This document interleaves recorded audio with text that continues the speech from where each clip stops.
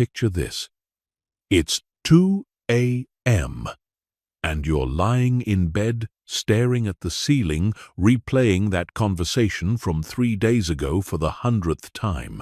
Your mind is spinning through every possible scenario about tomorrow's presentation, analyzing every word choice, every potential outcome, everything that could go wrong. Sound familiar? Here's the brutal truth.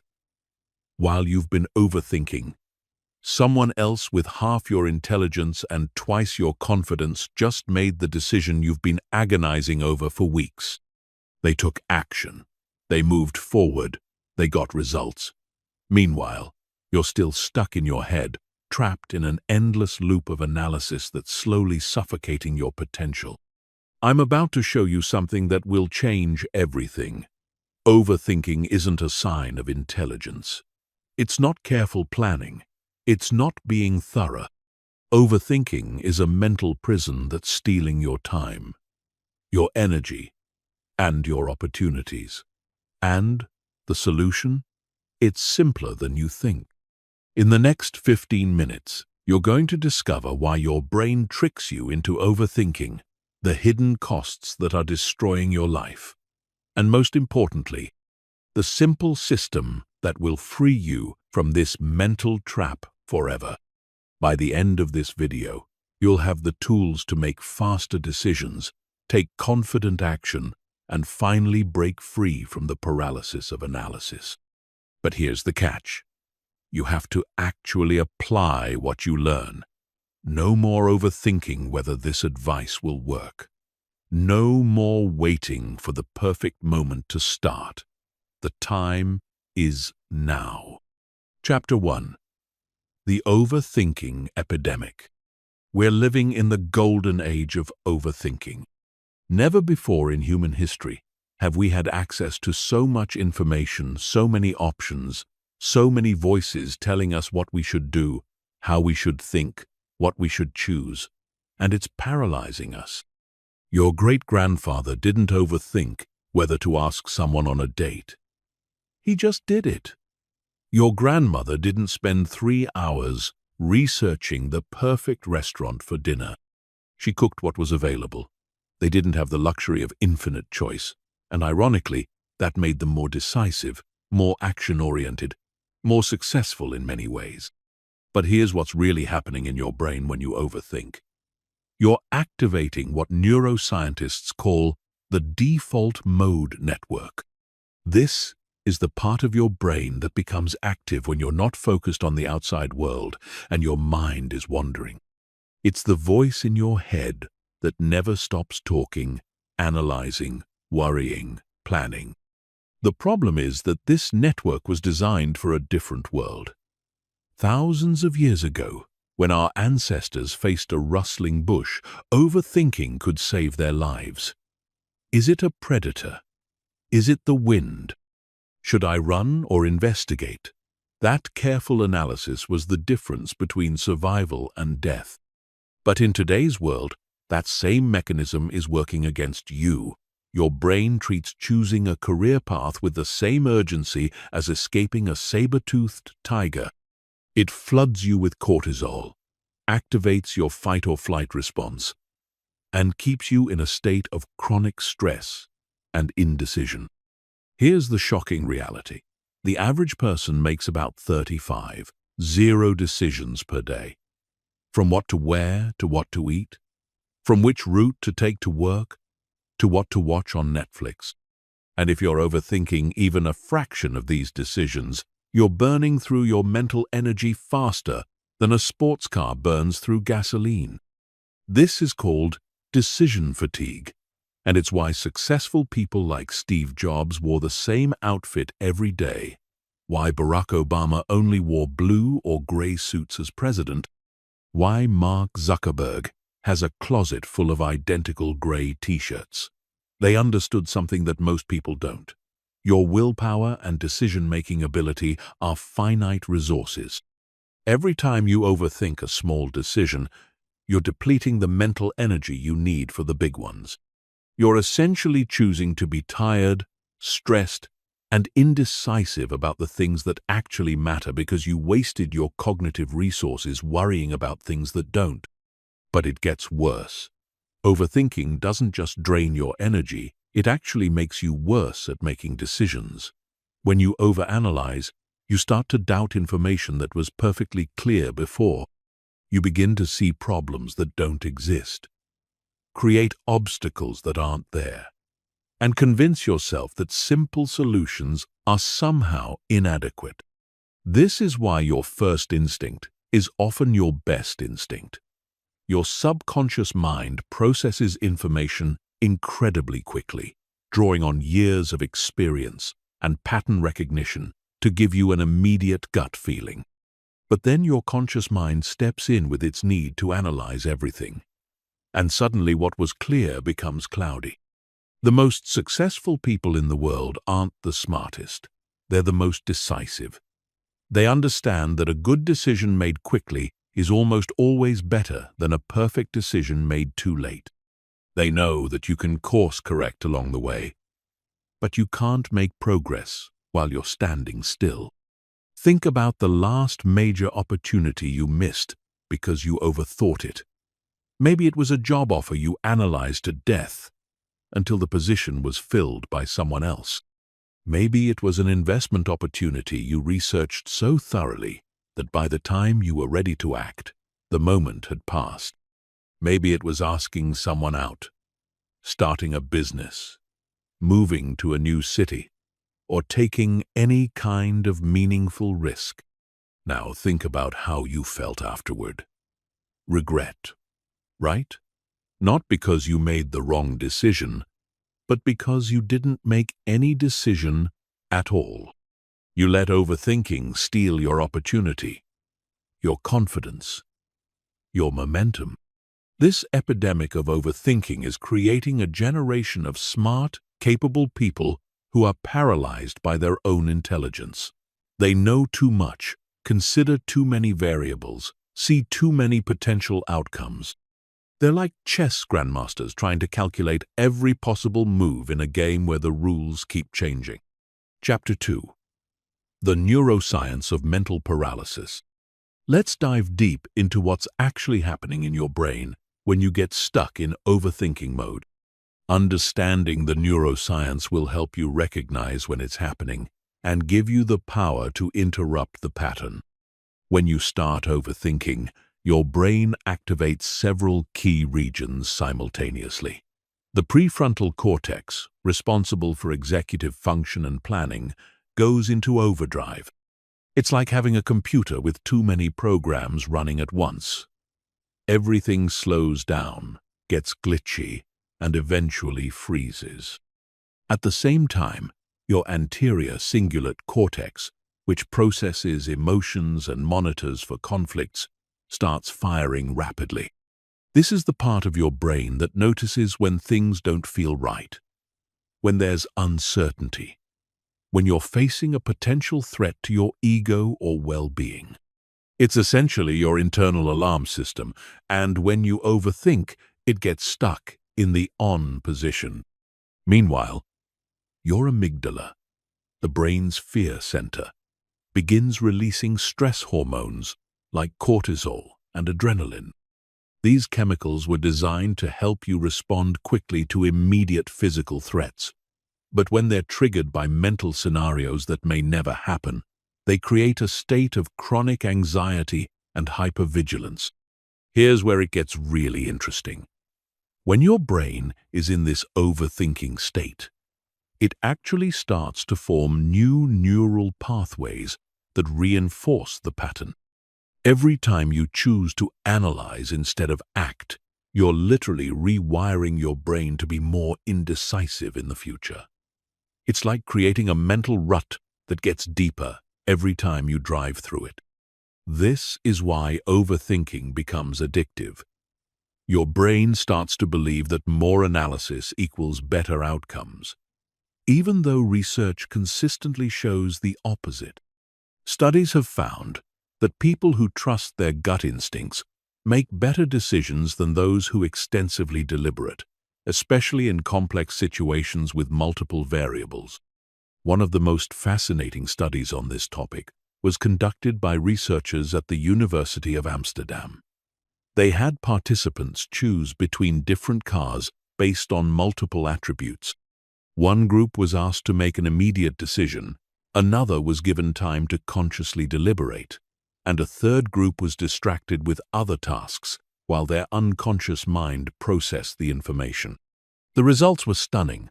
The group that was distracted and couldn't consciously overthink the decision actually made the best choices. Their unconscious minds were able to weigh all the factors without getting bogged down in analysis paralysis. This happens because your unconscious mind can process vastly more information than your conscious mind. While your conscious mind can handle about 7 pieces of information at once, your unconscious mind can process millions of pieces of data simultaneously. It's like comparing a calculator to a supercomputer. But here's the kicker.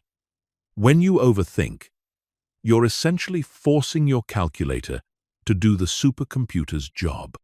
You're taking a system that's designed for rapid, intuitive processing and trying to make it work like a slow, methodical analyzer.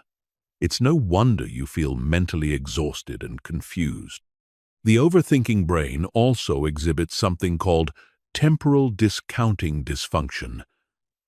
This is a fancy way of saying that when you're stuck in analysis mode, you become terrible at weighing immediate costs against future benefits.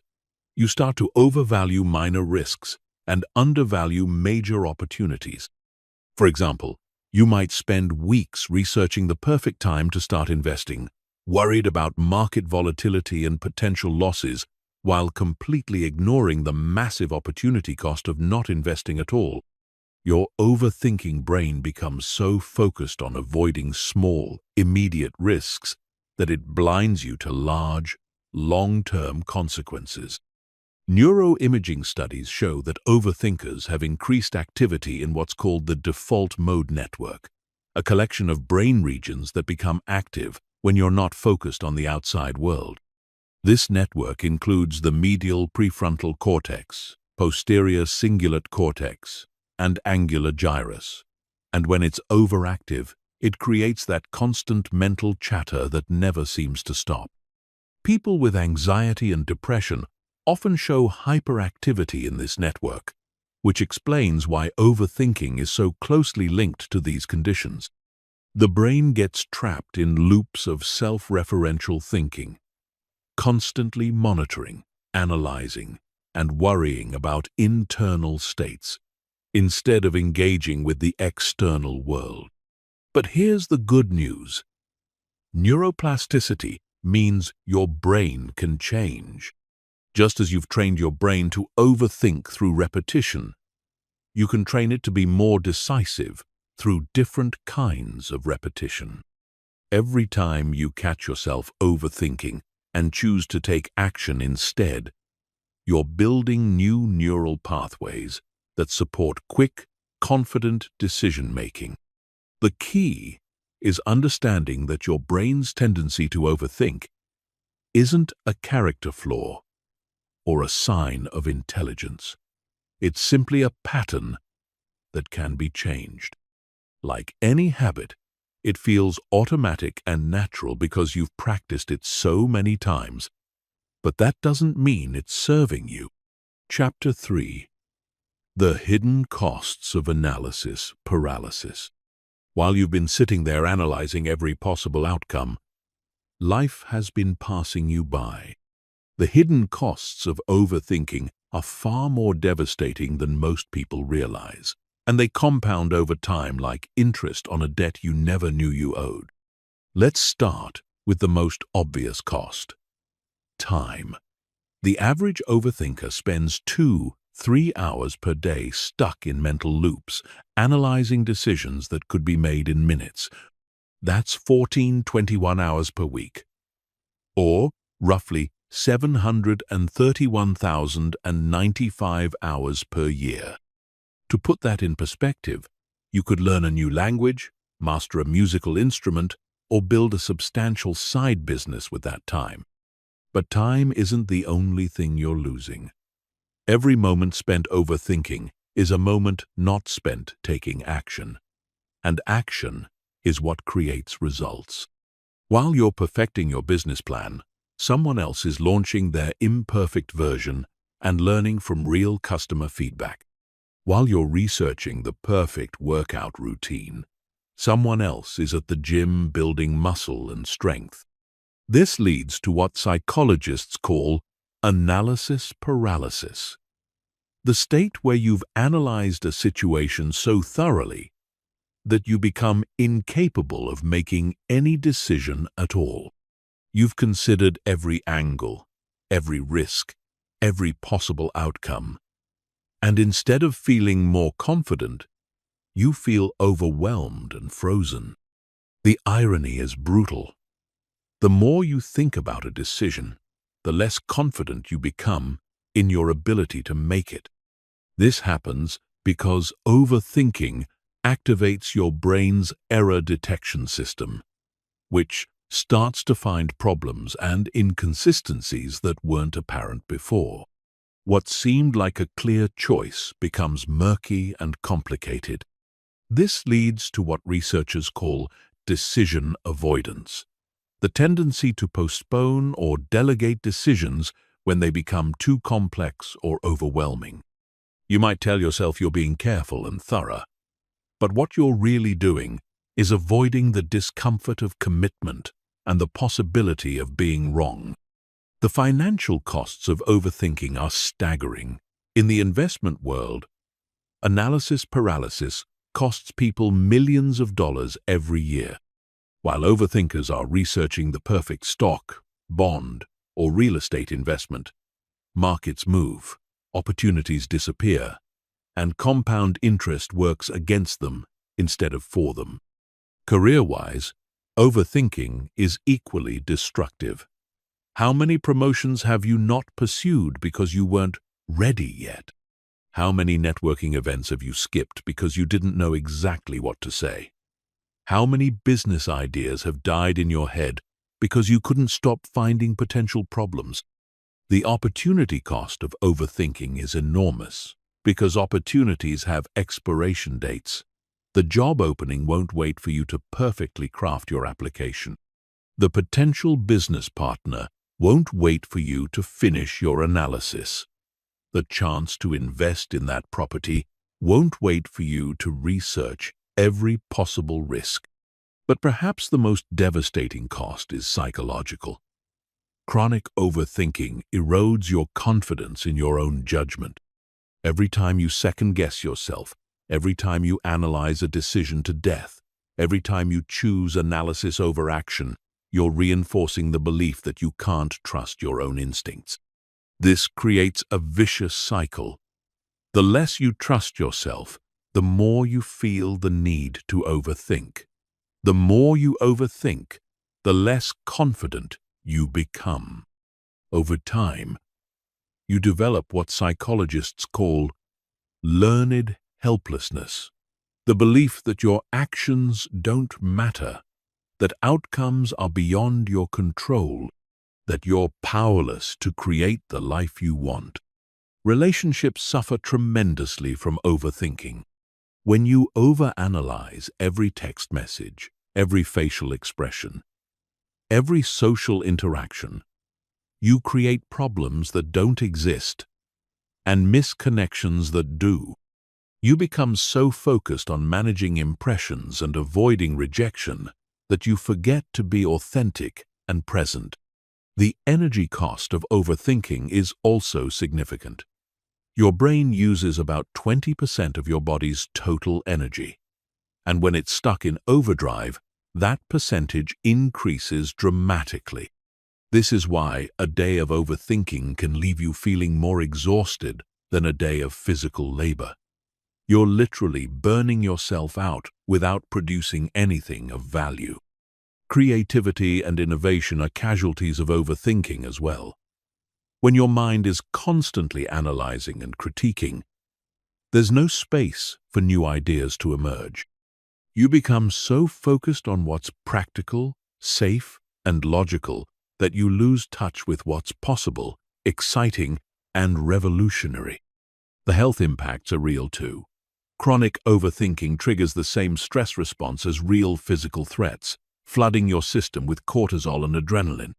Over time, this leads to elevated blood pressure, weakened immune function, disrupted sleep, and increased risk of anxiety and depression. Social costs accumulate as well. Overthinkers often become boring conversationalists because they're so focused on saying the right thing that they say nothing interesting at all. They miss out on spontaneous adventures, last-minute opportunities, and the kind of experiences that create lasting memories and deep connections. Perhaps most tragically, overthinking robs you of the present moment. While your mind is spinning through past regrets and future worries, life is happening right now. You miss sunsets because you're worried about tomorrow's weather. You miss conversations because you're analyzing what you should say next. You miss opportunities for joy because you're focused on potential problems. The compound effect of these costs is staggering. Small decisions that could be made in seconds stretch into hours. Simple opportunities become complex problems.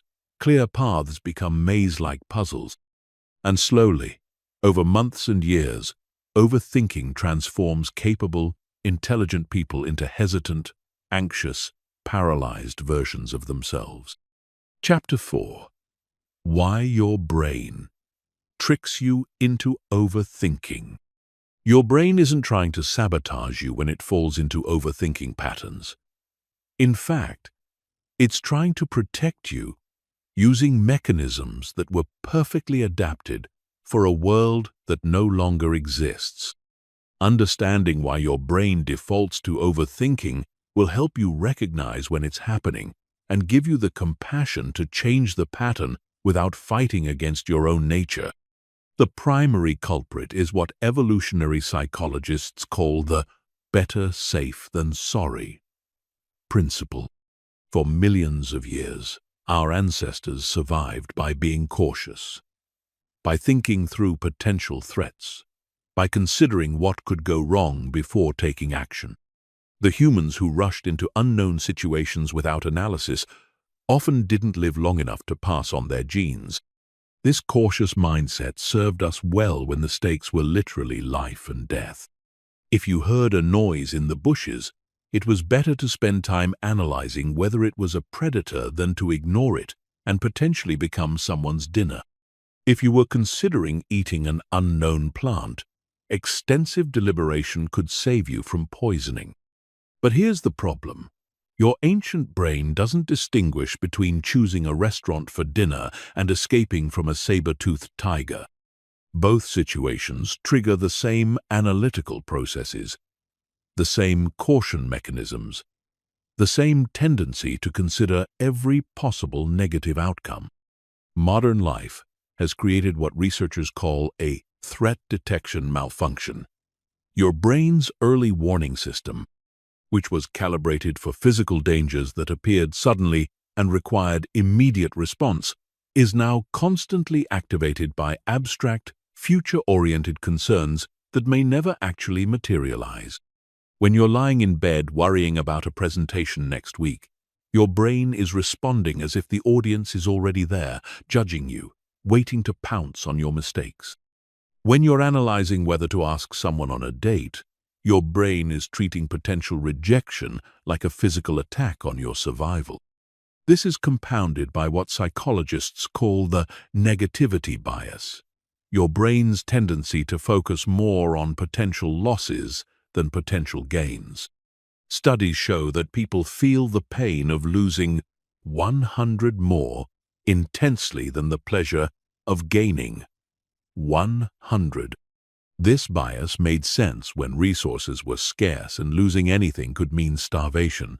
But in today's abundant world, it often prevents us from taking beneficial risks. Your brain also has a built-in completion tendency. It wants to resolve open loops and answer unanswered questions.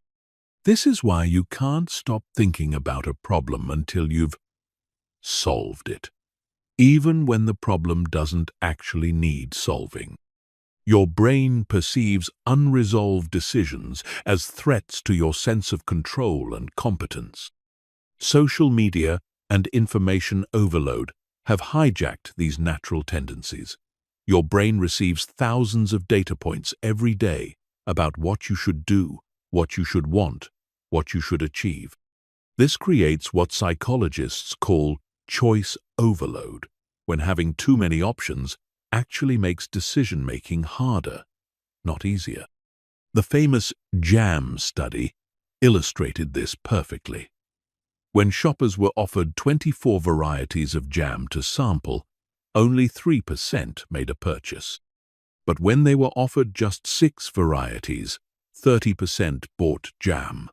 More options led to more analysis, more comparison, more second-guessing, and ultimately more paralysis. Your brain also falls victim to what's called the planning fallacy, the tendency to underestimate how long tasks will take and overestimate your ability to complete them perfectly. This leads to endless planning and replanning, as your brain keeps trying to create the perfect strategy that will guarantee success. Social comparison adds another layer of complexity. Thanks to social media, you're constantly exposed to curated highlights of other people's lives, creating pressure to make optimal choices that will lead to Instagram-worthy outcomes. Your brain starts to treat every decision as a performance that will be judged by others. The paradox of choice has reached epidemic proportions. Your ancestors might have had to choose between 3 potential mates in their village. You have access to millions through dating apps. They might have had one career path available. You have thousands of possibilities. They ate what was available. You have infinite restaurant options, dietary philosophies, and nutrition advice to consider. Your brain's pattern-matching system, which once helped you recognize dangerous situations based on limited information, now gets overwhelmed by the complexity of modern decisions. It keeps searching for patterns and precedents that don't exist, trying to apply simple heuristics to complex, unprecedented situations. Fear of regret plays a massive role in overthinking. Your brain has learned that making the wrong choice leads to emotional discomfort, so it tries to prevent regret by analyzing every possible outcome. But this creates a paradox. The fear of making the wrong choice often prevents you from making any choice at all, which guarantees the regret you are trying to avoid. The availability heuristic causes your brain to overweight recent or memorable information when making decisions. If you recently heard about someone's business failing, your brain will overestimate the likelihood of your own business failing. If you saw a news story about a plane crash, your brain will overestimate the dangers of flying, even though statistically you're much more likely to be injured driving to the airport. Perfectionism compounds all of these tendencies. Your brain starts to believe that there's one right answer to every question, one optimal choice in every situation. This creates impossible standards and endless analysis as you search for a perfect solution that probably doesn't exist. The confirmation bias kicks in during extended analysis periods. Your brain starts to seek information that confirms your existing fears or doubts while ignoring evidence that supports taking action. If you're scared of starting a business, you'll find every article about business failures while somehow missing all the success stories. Understanding these mechanisms isn't about judging your brain or trying to override its natural tendencies.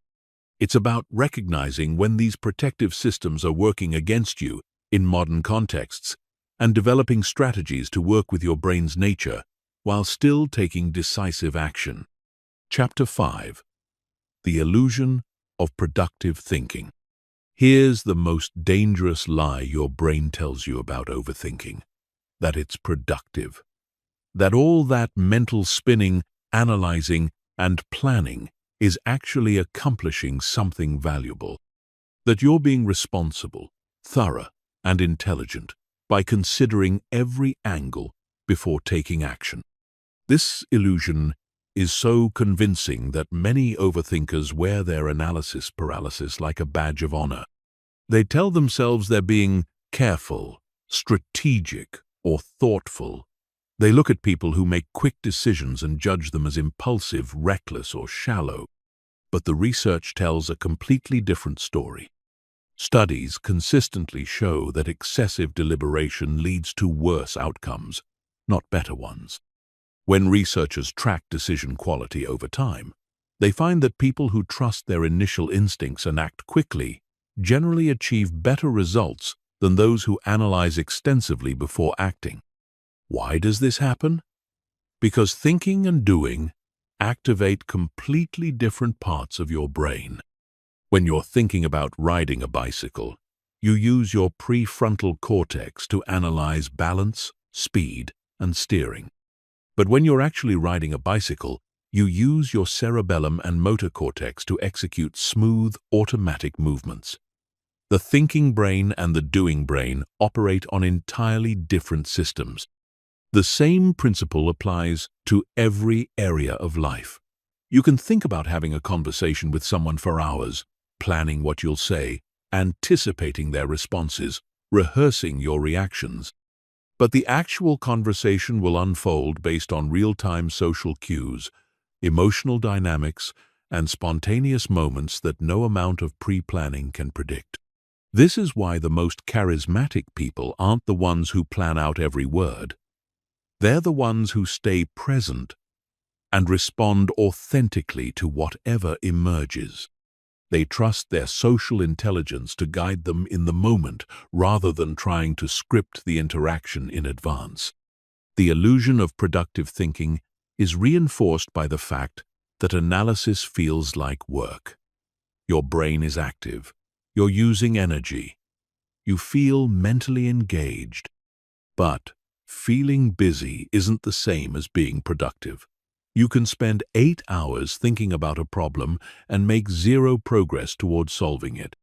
Meanwhile, someone else can spend 8 minutes taking action and move significantly closer to their goal. This is particularly evident in creative fields. Writers who spend months outlining and planning their novels often struggle to complete them, while writers who start with a simple idea and let the story unfold as they write tend to be more prolific and often produce more engaging work. The thinking creates resistance. The doing creates momentum. The business world is full of examples of this principle. Companies that spend years perfecting their business plans often find that the market has changed by the time they're ready to launch.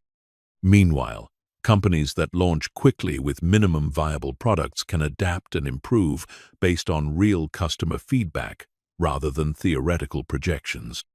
Your brain creates the illusion of productivity through what psychologists call cognitive ease. When you're thinking about a problem repeatedly, it becomes more familiar, and familiarity feels like understanding. You start to believe you know more about the situation than you actually do, simply because you've thought about it so much. This false confidence can be dangerous because it makes you feel prepared for situations you've never actually experienced. You might think you know how you'll perform in a job interview because you've rehearsed it mentally dozens of times. But mental rehearsal is fundamentally different from real-world performance under pressure. The planning fallacy demonstrates this perfectly. Despite having extensive plans and analyses, most projects still go over budget, past deadlines, and encounter unexpected obstacles. This isn't because people are bad planners. It's because thinking about doing something is categorically different from actually doing it. Overthinking also creates what researchers call analysis paralysis by perfectionism. Your brain starts to believe that if it just thinks a little longer, considers a few more variables, researches one more option, it will find the perfect solution. But perfection is a moving target that retreats as fast as you approach it. The truth is that most decisions are reversible or adjustable. You can change jobs, end relationships, move to different cities, pivot business strategies, or modify almost any choice you make. But overthinking treats every decision as permanent and catastrophic, which creates artificial pressure that leads to even more analysis. Real productivity comes from iteration, not ideation. It comes from trying something, learning from the results, adjusting your approach, and trying again. This cycle of action and feedback is how you actually improve, grow, and achieve your goals. Thinking alone, no matter how extensive or sophisticated, cannot substitute for this experiential learning process. The most successful entrepreneurs, athletes, and creatives understand this principle intuitively. They know that you can't think your way to mastery. You have to practice your way there. They embrace what tech companies call failing fast, trying things quickly, learning from what doesn't work, and iterating toward what does. This doesn't mean abandoning all planning or preparation. It means recognizing the difference between productive thinking that leads to action and unproductive thinking that substitutes for action. Productive thinking is focused, time-limited, and goal-oriented. It asks specific questions like, "What's the first step?" or "What information do I actually need to make this decision?" Unproductive thinking is circular, endless, and anxiety-driven. It asks impossible questions like, "What if everything goes wrong?" or "How can I guarantee this will work?" These questions feel important, but they're actually procrastination dressed up as preparation. The illusion of productive thinking is one of the most sophisticated forms of self-sabotage because it allows you to feel like you're making progress while actually standing still. Breaking free from this illusion requires honestly assessing whether your thinking is moving you toward action or away from it, whether it's solving problems or creating them, whether it's building confidence or eroding it. Chapter 6. The 2-Minute Decision Rule. Here's where everything changes. I'm about to give you the most powerful tool for breaking free from overthinking. And it's so simple that your brain will initially resist it because it seems too easy. But simplicity is exactly what makes it work. The 2-minute decision rule states this: if a decision can be made with the information you currently have and won't have irreversible, catastrophic consequences, give yourself exactly 2 minutes to decide. Not 2 hours, not 2 days, not 2 weeks, 2 minutes. Here's how it works in practice. Set a timer for 2 minutes. During those 2 minutes, you can consider the options, weigh the pros and cons, think through the immediate consequences. But when that timer goes off, you must make a decision. No extensions, no exceptions, no just 5 more minutes to think about it. The magic of this rule isn't in the time limit itself. It's in what the time limit forces your brain to do. When you know you only have 2 minutes, your mind automatically filters out irrelevant information and focuses on what actually matters. It stops trying to predict every possible future scenario and starts evaluating based on current reality. Your brain has 2 decision-making systems. System 1 is fast, intuitive, and based on pattern recognition and accumulated experience. System 2 is slow, analytical, and based on conscious reasoning. Overthinking happens when System 2 takes over decisions that System 1 is perfectly equipped to handle. The 2-minute rule forces you to rely more on System 1, which is actually superior for most life decisions. System 1 processes massive amounts of information instantly, drawing on everything you've learned, experienced, and observed throughout your life. It's like having access to a supercomputer that can analyze millions of variables in seconds. System 2, the analytical mind, can only handle about 7 pieces of information at once. When you give it a complex decision with multiple variables, it gets overwhelmed and starts creating artificial complications to justify its involvement. It's like asking a calculator to run a complex simulation. It's not designed for that kind of work. The beauty of the 2-minute rule is that it works for an enormous range of decisions. Should you take that job offer? 2 minutes is enough to consider the salary, the role, the company, the location, and how it aligns with your goals. Should you ask someone on a date?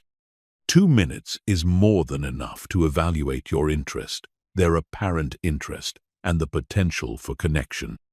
Should you start that side business? 2 minutes can determine if you have the skills, the market demand, the initial resources, and the motivation to begin. Should you end a relationship that's not working? 2 minutes is sufficient to assess your happiness, your partner's happiness, your shared goals, and whether the issues are solvable.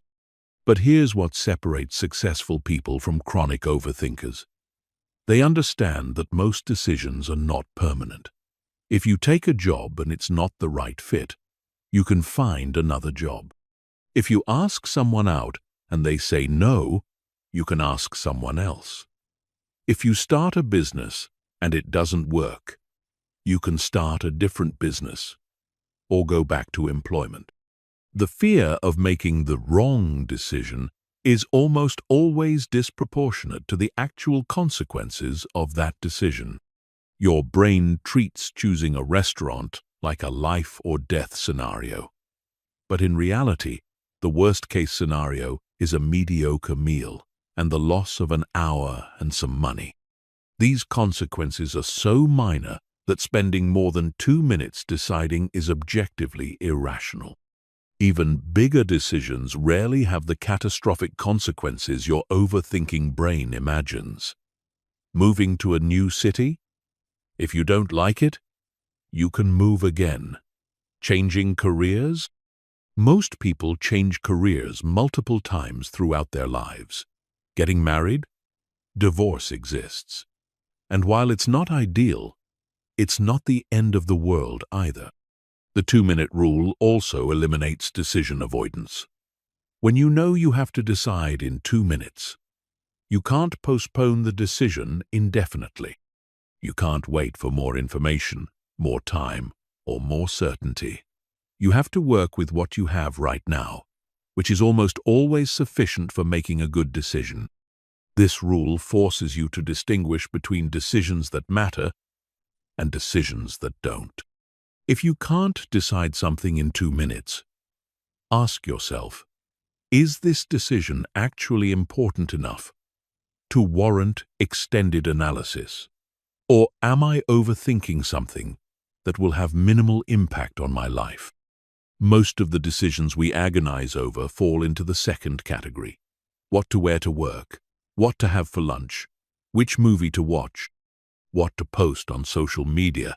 These micro-decisions consume enormous amounts of mental energy despite having virtually no impact on our long-term well-being or success.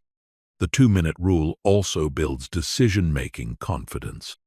Every time you make a quick decision and survive the consequences, which you almost always will, you prove to yourself that extensive analysis isn't necessary. You start to trust your judgment, your instincts, your ability to handle whatever results from your choices. Start implementing this rule immediately with low-stakes decisions. When you're choosing what to eat for lunch, set a 2-minute timer and decide.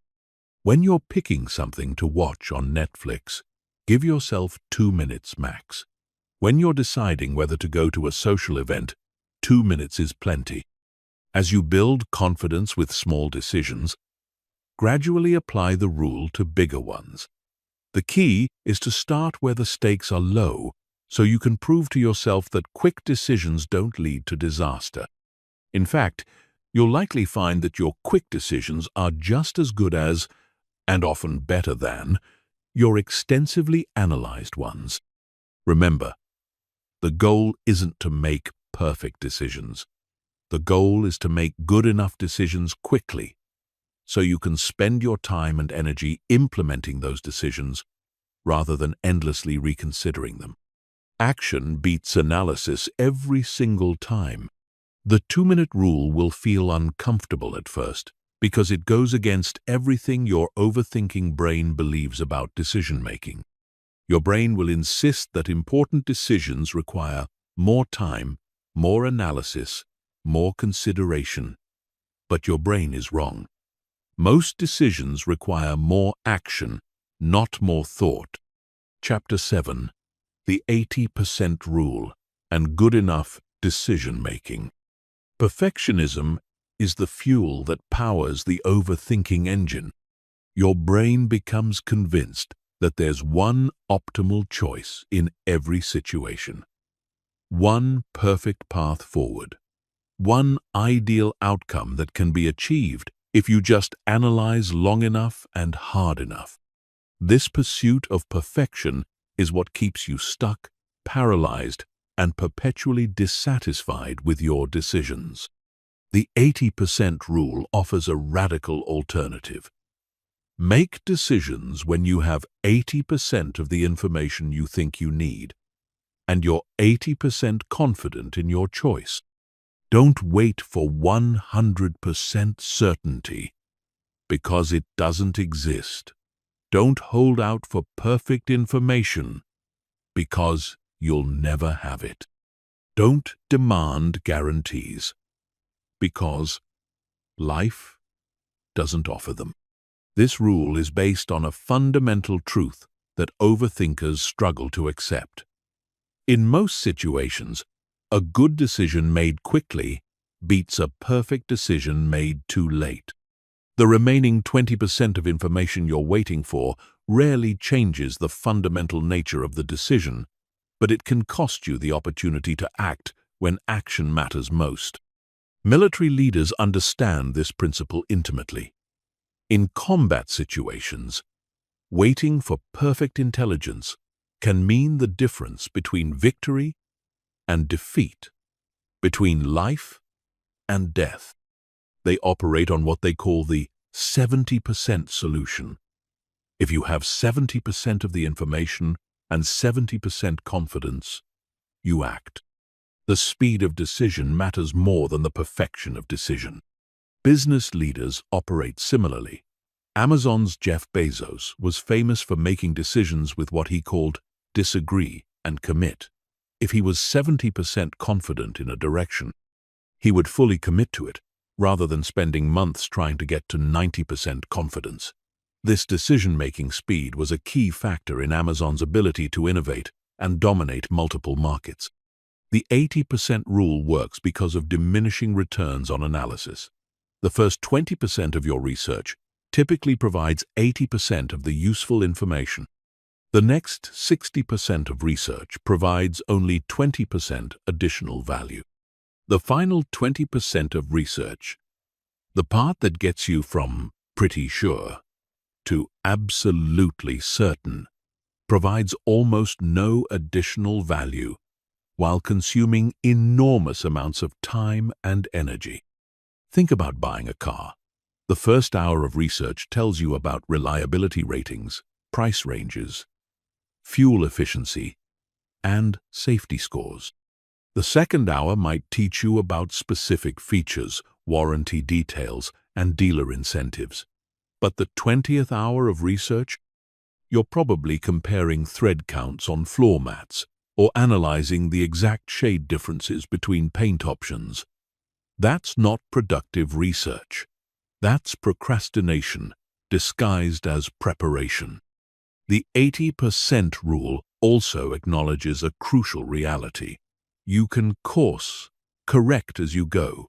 Most decisions aren't permanent, and most mistakes are recoverable. If you choose a direction and new information emerges that suggests a different path would be better, you can adjust. But you can't make progress while you're standing still, waiting for perfect clarity. This principle applies powerfully to career decisions. You don't need to find the perfect job. You need to find a good job that moves you in the right direction.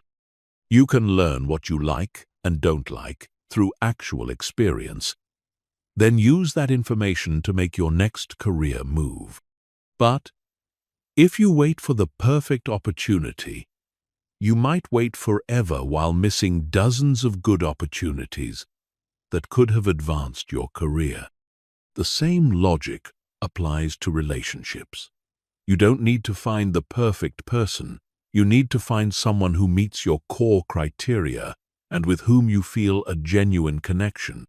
You can learn about compatibility through spending time together, not through endless analysis of their social media profiles or interrogation of mutual friends. Entrepreneurship is perhaps the perfect example of why the 80% rule matters. No business plan survives contact with real customers. No matter how thoroughly you research your market, your competitors, your pricing strategy, you won't know what actually works until you launch and start getting real-world feedback. The entrepreneurs who succeed are those who launch with good enough plans and iterate based on actual results. The 80% rule helps you avoid what researchers call information overload paralysis. When you have too much information, your brain struggles to process it all effectively. You start to weight minor factors equally with major ones. You begin to see patterns and problems that don't actually exist. You convince yourself that you need just a little more information to make the right choice. But here's the paradox. The more information you gather, the less confident you often become in your decision. This happens because additional information frequently introduces complexity rather than clarity. You start to see downsides you hadn't considered, alternatives you hadn't explored, variables you hadn't accounted for. This is why your first instinct is often your best instinct. Your initial reaction to a situation is based on rapid processing of the most relevant information, filtered through your experience and intuition. As you gather more information, you start second-guessing this initial assessment, even though it was likely more accurate than your overthought conclusion. The 80% rule also protects you from analysis paralysis by imposing a decision deadline. Once you reach 80% confidence, you stop researching and start acting. This prevents the endless deferral that characterizes chronic overthinking. Implementing the 80% rule requires developing comfort with uncertainty. You have to accept that you'll never have complete information, that some risk is inherent in every decision, that you can't control every outcome.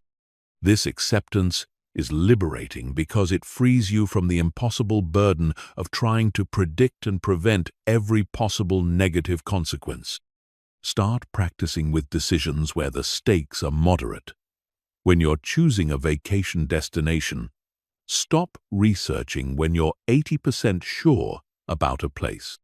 When you're deciding whether to attend a social event, make the call when you're 80% confident about your preference. When you're considering a purchase, buy it when you're 80% satisfied with your research. The key is to recognize the difference between useful information and information gathering as procrastination. Useful information directly impacts your decision. Procrastination information is just more data that makes you feel busy without actually moving you closer to a choice. Remember, the goal isn't to be right 100% of the time. That's impossible. The goal is to be right often enough that your quick decisions create better outcomes than your slow ones. And research consistently shows that people who make faster decisions with less information often achieve better results than those who analyze extensively before acting.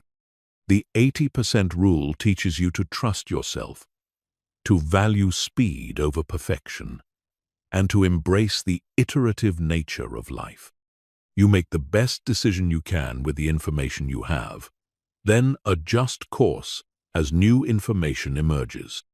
This approach leads to faster progress, less stress, and surprisingly better outcomes than the perfectionist alternative. Chapter 8. Creating Decision: Deadlines that Actually Work. One of the most insidious aspects of overthinking is how it creates the illusion of productivity while actually preventing progress. You tell yourself you're still deciding or gathering more information, but what you're really doing is avoiding the discomfort of commitment. Decision deadlines cut through this self-deception by forcing action within a specific time frame. But not all decision deadlines work. Most people set arbitrary deadlines that their brains don't take seriously. Or they set unrealistic deadlines that create stress without promoting good decision-making. Effective decision deadlines have specific characteristics that make them psychologically compelling and practically useful. First, effective deadlines are tied to external consequences, not just internal preferences. If you tell yourself you'll decide about a job offer by the end of the week, your brain knows there's no real consequence for missing that deadline. But if the job offer expires at 5 p.m. on Friday, your brain treats that as a hard boundary that must be respected. This is why artificial scarcity works so effectively in marketing. When a sale is ending at midnight, when there are only 3 items left in stock, when an offer is available for the next 24 hours only, your brain shifts into decision mode. It stops analyzing and starts choosing because the window of opportunity is closing. You can create this same urgency for your own decisions by tying them to real external deadlines. If you're trying to decide whether to take a class, register by the early deadline to save money. If you're considering a career change, apply for jobs before the application deadlines close. If you're thinking about moving to a new city, book apartment viewings for a specific weekend trip. Second, effective deadlines are short enough to prevent overthinking but long enough to allow adequate consideration. For most personal decisions, this sweet spot is between 24 hours and 1 week. Shorter deadlines don't give you enough time to gather essential information. Longer deadlines give your brain too much time to spiral into analysis paralysis. The key is calibrating the deadline to the importance and complexity of the decision. Choosing a restaurant for dinner tonight gets a 15-minute deadline. Deciding whether to accept a job offer gets a 3-day deadline. Choosing whether to buy a house gets a 1-week deadline. The more important the decision, the longer the deadline, but never longer than necessary for adequate consideration. Third, effective deadlines include specific trigger points that move you from analysis to action. These are predetermined criteria that automatically shift you into decision mode. For example, I'll research vacation options for 2 hours, then book whichever destination seems most appealing. Or, I'll consider this relationship for 1 month, then decide whether to commit or end it. These trigger points prevent the endless deferral that characterizes overthinking. Your brain can't keep moving the goalposts because you've already defined what constitutes sufficient analysis. Once you hit the trigger point, you're committed to deciding regardless of whether you feel ready. Fourth, effective deadlines create accountability through external commitment. Tell someone about your deadline and ask them to check in with you. Post about it on social media. Write it down and put it somewhere visible. Make it harder to ignore or rationalize away your deadline by involving other people in holding you accountable. This external accountability is crucial because your overthinking brain is incredibly skilled at creating excuses for why just a little more time would be helpful. It will convince you that unexpected information has emerged, that the situation has become more complex, that you need to consider new variables. External accountability helps you recognize these excuses for what they are. Fifth, effective deadlines include predetermined consequences for missing the deadline. If you don't decide by your deadline, what happens? Maybe you automatically choose the first option you considered. Maybe you ask someone else to decide for you. Maybe you eliminate the option that's causing the most analysis paralysis. These consequences don't need to be punitive. They just need to be automatic and predefined. The goal is to make inaction more uncomfortable than action, to create a situation where deciding feels easier than continuing to deliberate. For major life decisions, consider using what I call graduated deadlines. Break the decision into phases, each with its own deadline. Phase 1 might be gathering basic information within 3 days. Phase 2 might be narrowing down to 2 options within a week. Phase 3 might be making the final choice within 10 days. This approach prevents the overwhelming feeling that comes with trying to make a complex decision all at once, while still maintaining forward momentum. Each phase deadline creates urgency while the overall structure ensures steady progress toward a final decision. Decision deadlines also work because they force you to clarify your decision criteria up front. When you know you have limited time to decide, you naturally focus on the factors that matter most. You stop getting distracted by minor details and concentrate on major considerations. This clarity is valuable even beyond the immediate decision. By understanding what criteria matter most to you, you develop better self-knowledge and can make future decisions more quickly and confidently. One powerful technique is the default option deadline strategy. When you're struggling to choose between multiple options, designate one as your default choice. If you haven't actively chosen something else by your deadline, you automatically go with the default. This removes the pressure of making an active decision while still ensuring that you don't remain stuck in analysis indefinitely.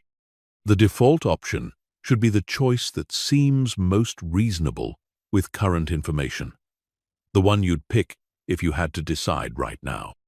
This approach acknowledges that sometimes the best decision is simply making any decision and moving forward. For decisions that seem impossibly complex, try the elimination deadline approach. Instead of trying to choose the best option, focus on eliminating the worst options by specific deadlines. Day 1. Eliminate any options that don't meet your basic requirements. Day 3. Eliminate options that would create financial stress. Day 5. Eliminate options that don't align with your long-term goals. This process of elimination often leaves you with one clear choice, or at least narrows the field enough that the final decision becomes much easier. Remember, the purpose of decision deadlines isn't to force you into bad choices. It's to prevent the perfect from being the enemy of the good. Deadlines help you recognize when you have sufficient information to make a reasonable decision and prevent you from falling into the trap of endless analysis. Most importantly, decision deadlines help you develop decision-making confidence. Every time you make a deadline and follow through, you prove to yourself that you can make good choices quickly. This builds the trust in your own judgment that's essential for breaking free from overthinking patterns. Chapter 9. The Action. First, mindset. Everything changes when you flip the script from think, then act, to act, then think. The action First mindset is perhaps the most radical departure from traditional decision-making advice, but it's also the most effective way to break free from analysis paralysis and start creating real results in your life. The traditional approach teaches us to plan extensively before taking any action. Think through every possibility, consider every outcome, research every option, then act only when you're certain of success. This sounds reasonable, but it's based on a fundamental misunderstanding of how learning and progress actually work. Real learning happens through experience, not analysis. You can read every book about swimming, watch every instructional video, study every technique, but you won't actually know how to swim until you get in the water and start moving. The same principle applies to every meaningful skill and life decision. The action-first mindset recognizes that action generates information that thinking alone cannot provide. When you start before you're ready, when you begin before you feel prepared, when you act despite uncertainty, you gain access to feedback, data, and insights that no amount of pre-planning could have revealed. This is why minimum viable products are so powerful in business. Instead of spending months or years perfecting a product based on theoretical customer needs, companies launch basic versions quickly and improve them based on real customer feedback. This approach consistently produces better results than extensive upfront planning. The same strategy works for personal decisions. Instead of spending months researching the perfect career path, start taking small actions in directions that interest you. Volunteer in that field. Take a relevant class. Interview people who do that work. Shadow someone for a day. These actions will teach you more about whether it's the right fit than any amount of abstract research. The action-first mindset also leverages what psychologists call implementation intention.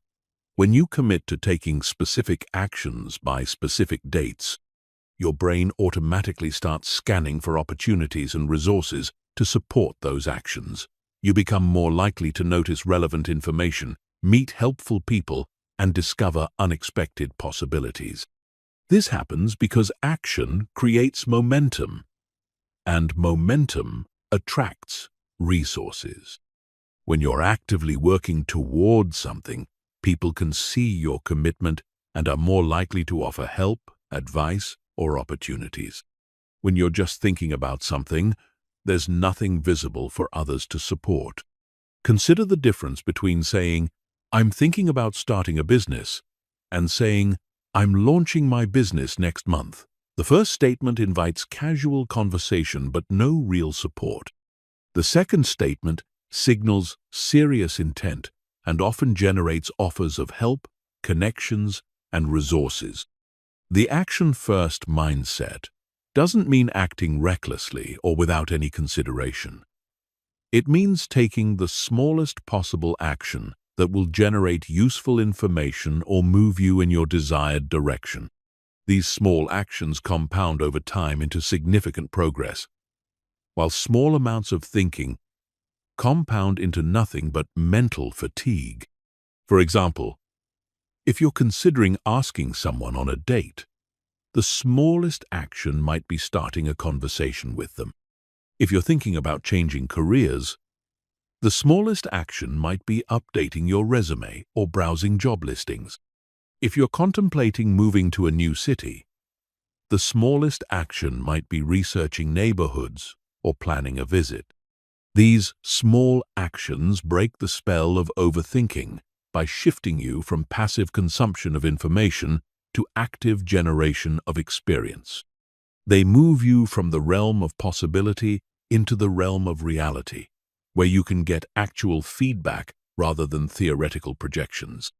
The action-first mindset also protects you from what researchers call planning fallacy, the tendency to underestimate how long tasks will take and overestimate your ability to predict outcomes. When you start taking action early, you discover the real timeline and requirements for achieving your goals, which allows you to adjust your approach based on reality rather than assumptions. This is particularly important for creative projects. Writers who start writing before they have complete plot outlines often produce more engaging stories than those who plan extensively before beginning. The act of writing reveals character motivations, plot possibilities, and thematic elements that couldn't be discovered through planning alone.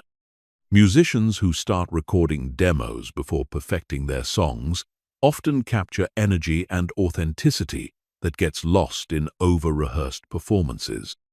Artists who start painting before they have complete compositional plans often create more dynamic and interesting work than those who sketch extensively before beginning. The action-first mindset requires developing comfort with imperfection and uncertainty. You have to be willing to start before you're ready, to begin before you're prepared, to act despite not knowing exactly where you're going. This feels uncomfortable initially, but it's actually much more aligned with how life actually works. Life is improvisation, not script reading.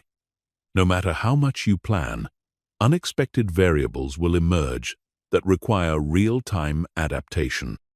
The action-first mindset prepares you for this reality by giving you practice at responding to circumstances as they unfold, rather than trying to predict and control every outcome in advance.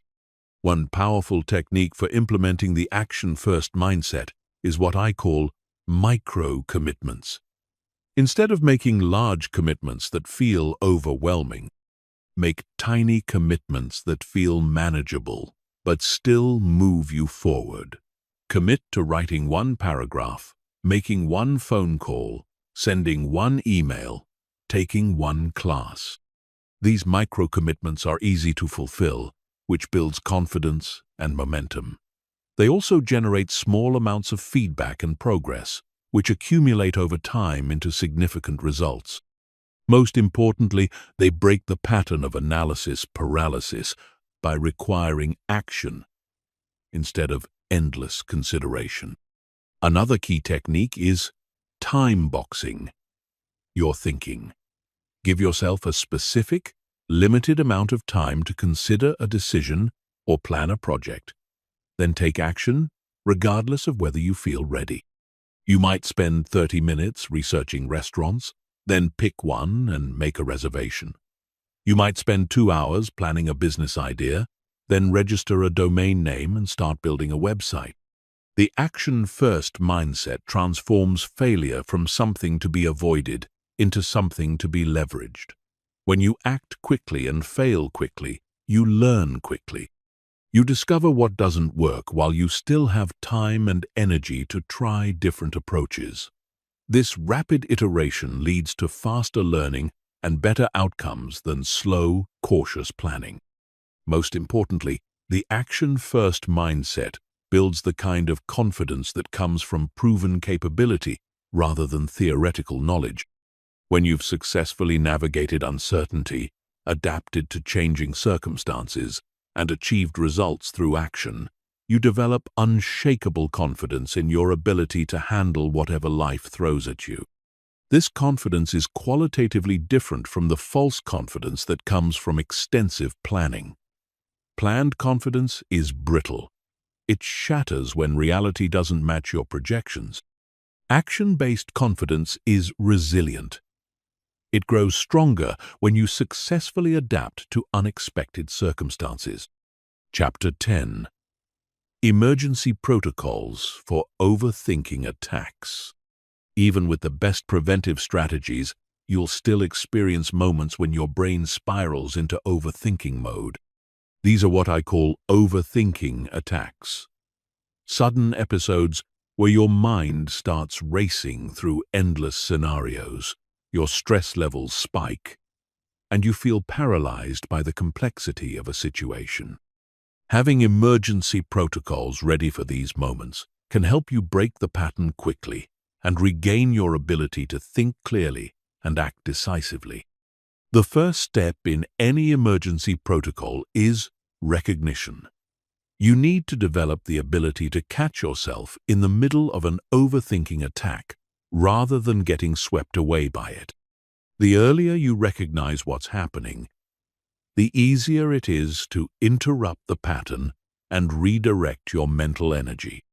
Common signs of an overthinking attack include your heart rate increasing as you think about a situation, your mind jumping rapidly between different scenarios or outcomes, feeling overwhelmed by the number of variables to consider, having the same thoughts loop repeatedly without resolution, feeling physically tense or restless while thinking, or finding yourself researching the same topics obsessively without making progress.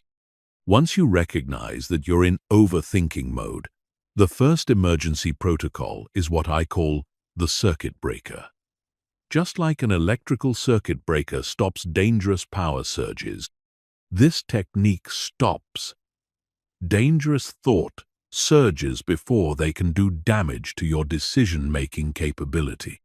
The circuit breaker has 3 steps: stop, breathe, and ground.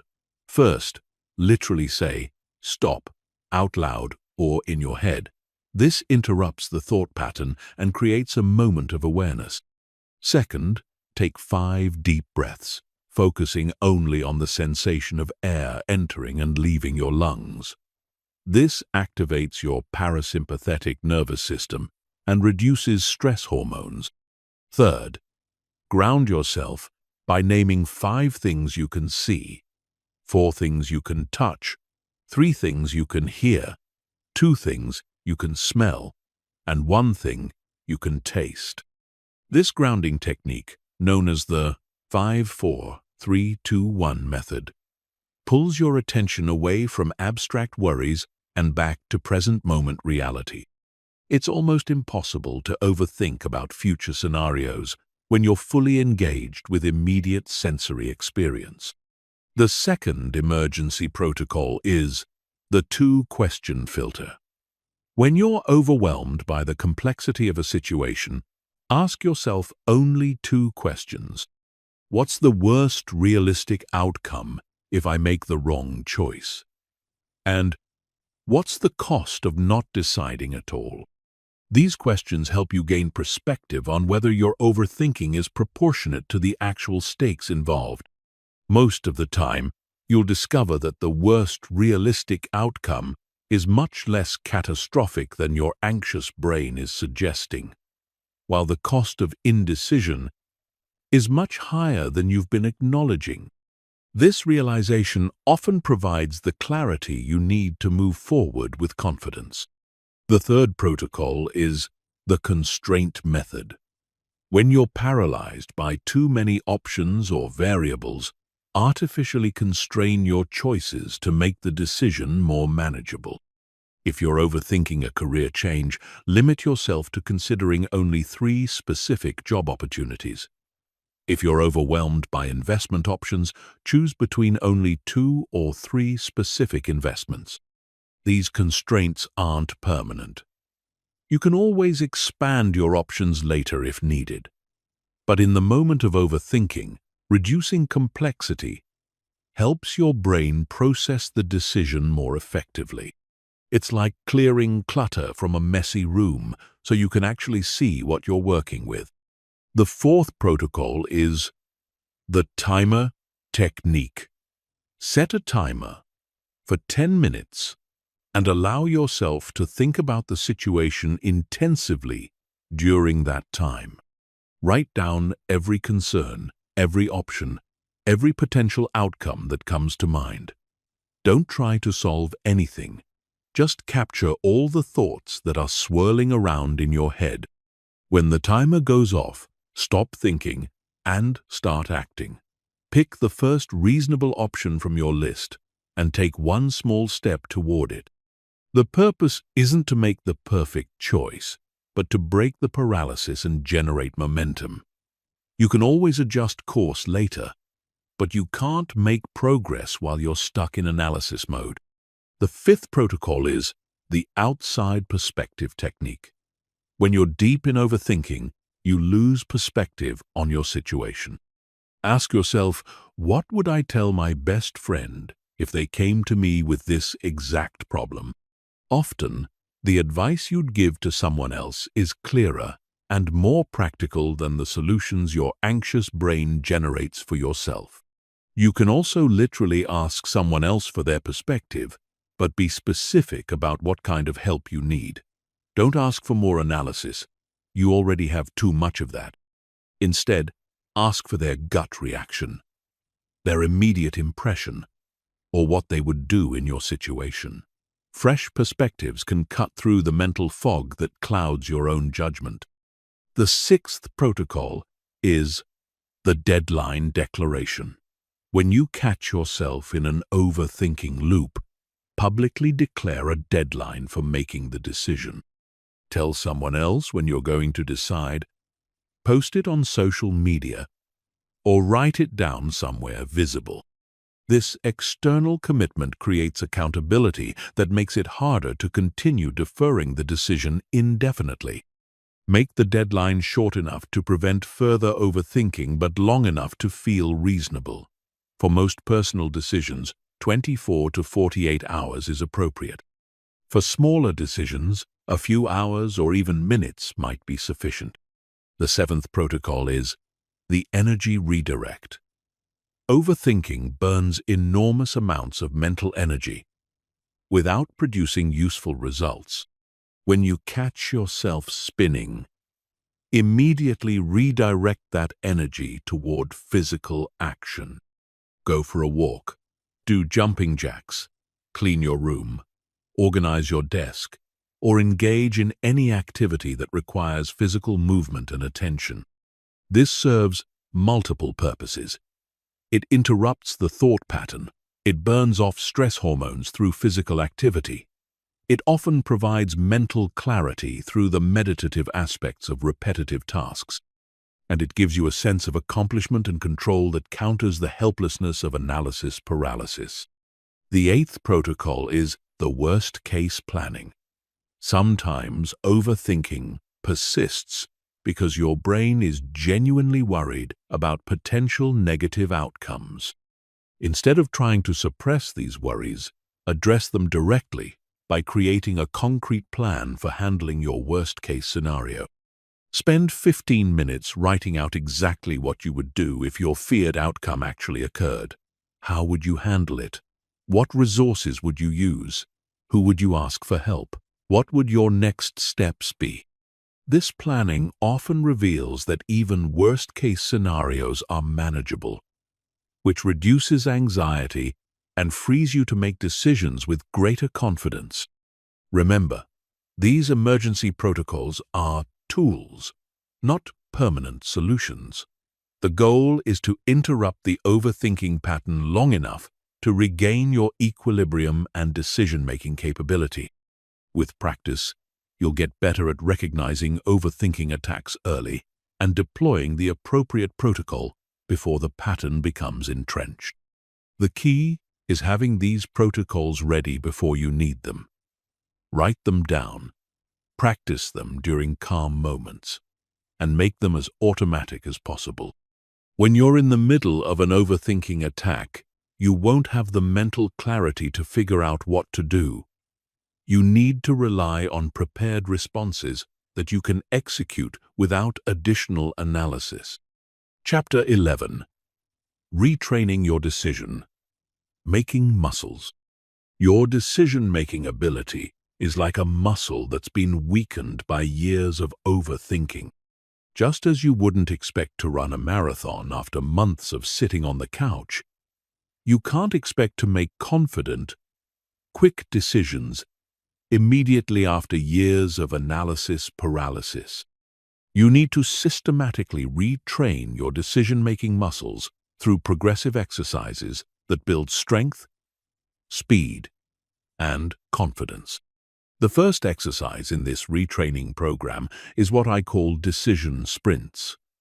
These are rapid-fire decision-making sessions where you force yourself to make multiple small decisions as quickly as possible. Set a timer for 5 minutes and make 20 decisions during that time. What to wear tomorrow, what to have for breakfast, which book to read next, what movie to watch, which route to take to work. The key is speed, not perfection. You're not trying to make optimal choices, you're trying to build the neural pathways that support quick decision-making. Each rapid decision strengthens your ability to trust your instincts and act without extensive analysis. Start with decisions that have minimal consequences. If you choose the wrong shirt or breakfast, the impact on your life is negligible. This low-stakes environment allows you to practice decision-making without the fear and anxiety that typically trigger overthinking. As you build confidence with small decisions, you can gradually apply the same speed to larger ones. The second exercise is option elimination training. Instead of trying to choose the best option from many possibilities, practice systematically eliminating options until only one remains. This approach is often easier psychologically because elimination feels less risky than selection.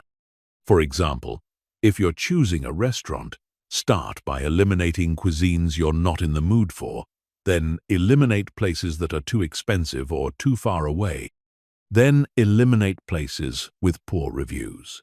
Usually, this process leaves you with one or two clear choices, making the final decision much easier. This technique works because elimination uses different mental processes than selection. When you're eliminating options, you're focused on what you don't want, which is often clearer than what you do want. When you're selecting options, you're trying to predict future satisfaction, which involves much more uncertainty and analysis. The third exercise is constraint training. Deliberately impose artificial constraints on your decisions to make them easier and faster. Give yourself a budget limit, a time limit, a geographic limit, or any other boundary that reduces the number of variables you need to consider. For instance, if you're choosing a vacation destination, constrain yourself to places within a 4-hour flight, or places that cost less than a specific amount, or places you can visit during a particular season. These constraints dramatically reduce the complexity of the decision while still preserving meaningful choices. Constraints are powerful because they eliminate what researchers call choice overload. When you have too many options, your brain struggles to process them effectively and often defaults to avoiding the decision altogether. Constraints create what psychologists call satisficing, choosing the first option that meets your criteria rather than trying to find the perfect option. The fourth exercise is deadline training. Practice making decisions within artificially imposed time limits that gradually decrease over time. Start by giving yourself 1 hour to make decisions that you would normally spend days considering. Then reduce it to 30 minutes, then 15 minutes, then 5 minutes. This progressive reduction forces your brain to become more efficient at processing decision-relevant information while filtering out irrelevant details. You learn to focus on what truly matters, rather than getting lost in minor considerations that don't significantly impact the outcome. The key is to start with a time frame that feels challenging but achievable, then gradually reduce it as your confidence grows. If you currently spend 3 days deciding whether to attend a social event, start by limiting yourself to 3 hours, then 1 hour, then 30 minutes. The fifth exercise is gut check training.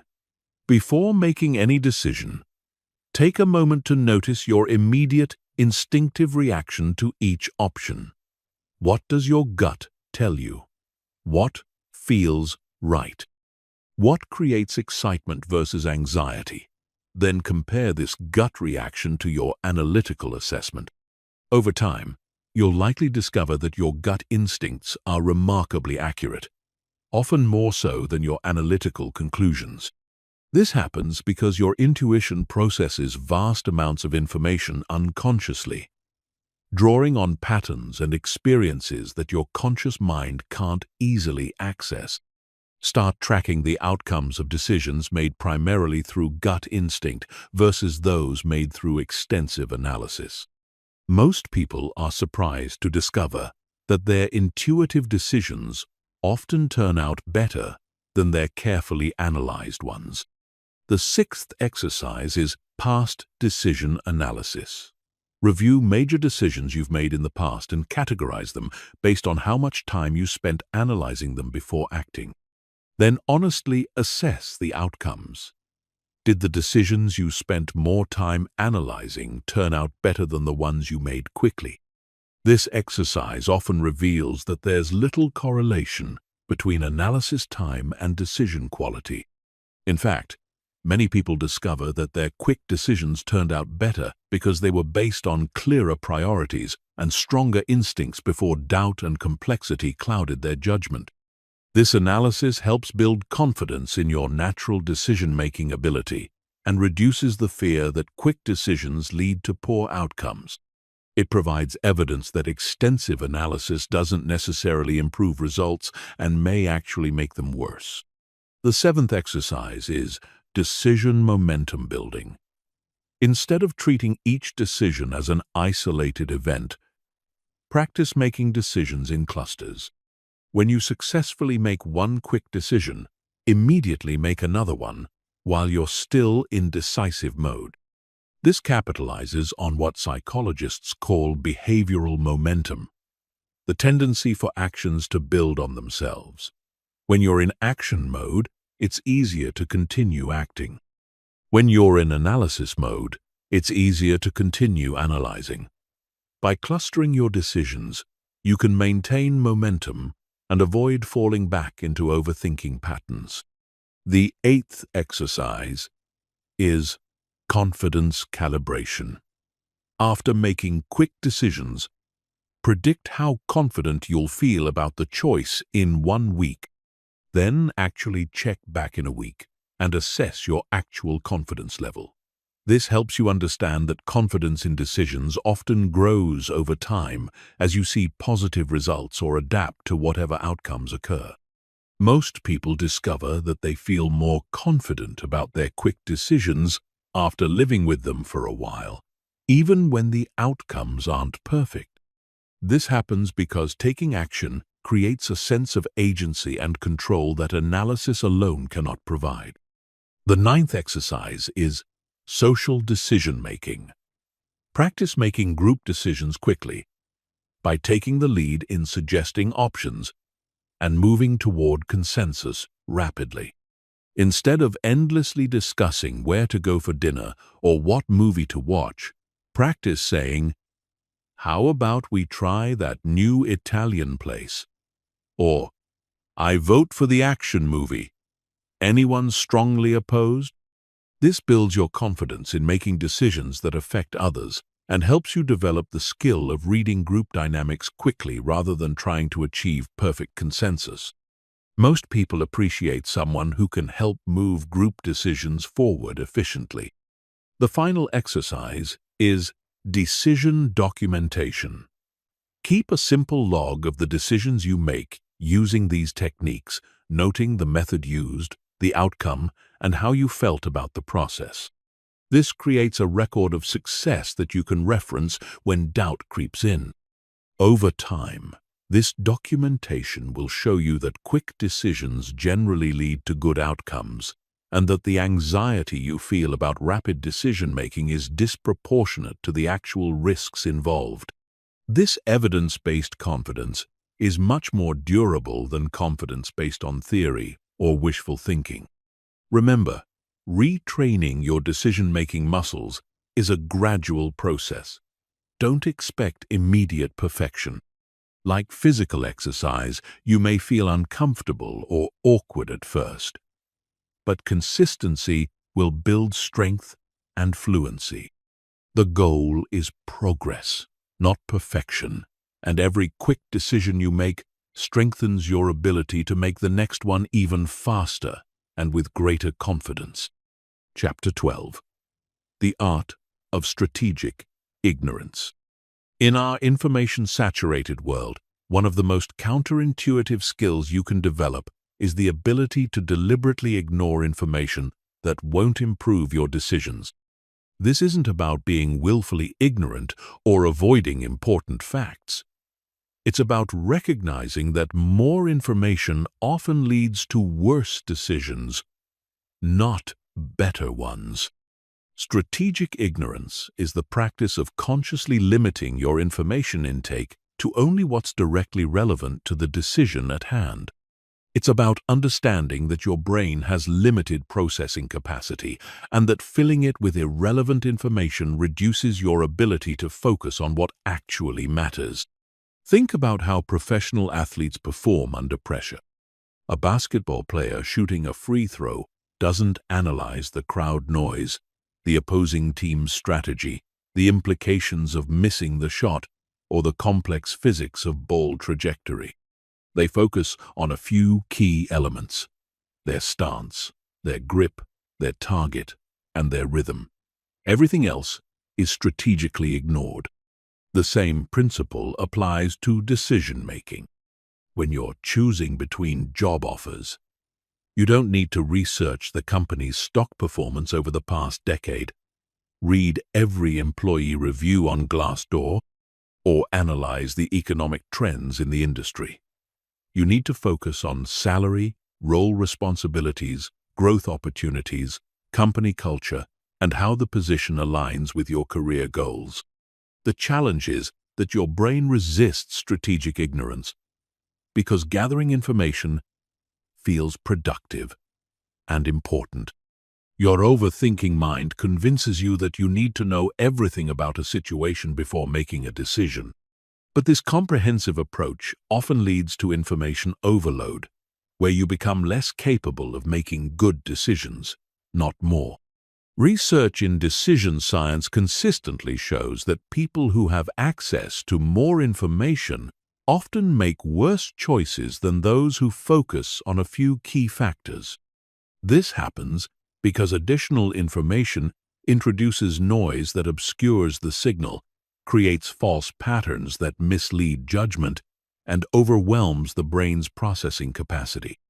The key to strategic ignorance is learning to distinguish between information that changes your decision and information that merely satisfies your curiosity. Decision-changing information directly impacts which choice you'll make.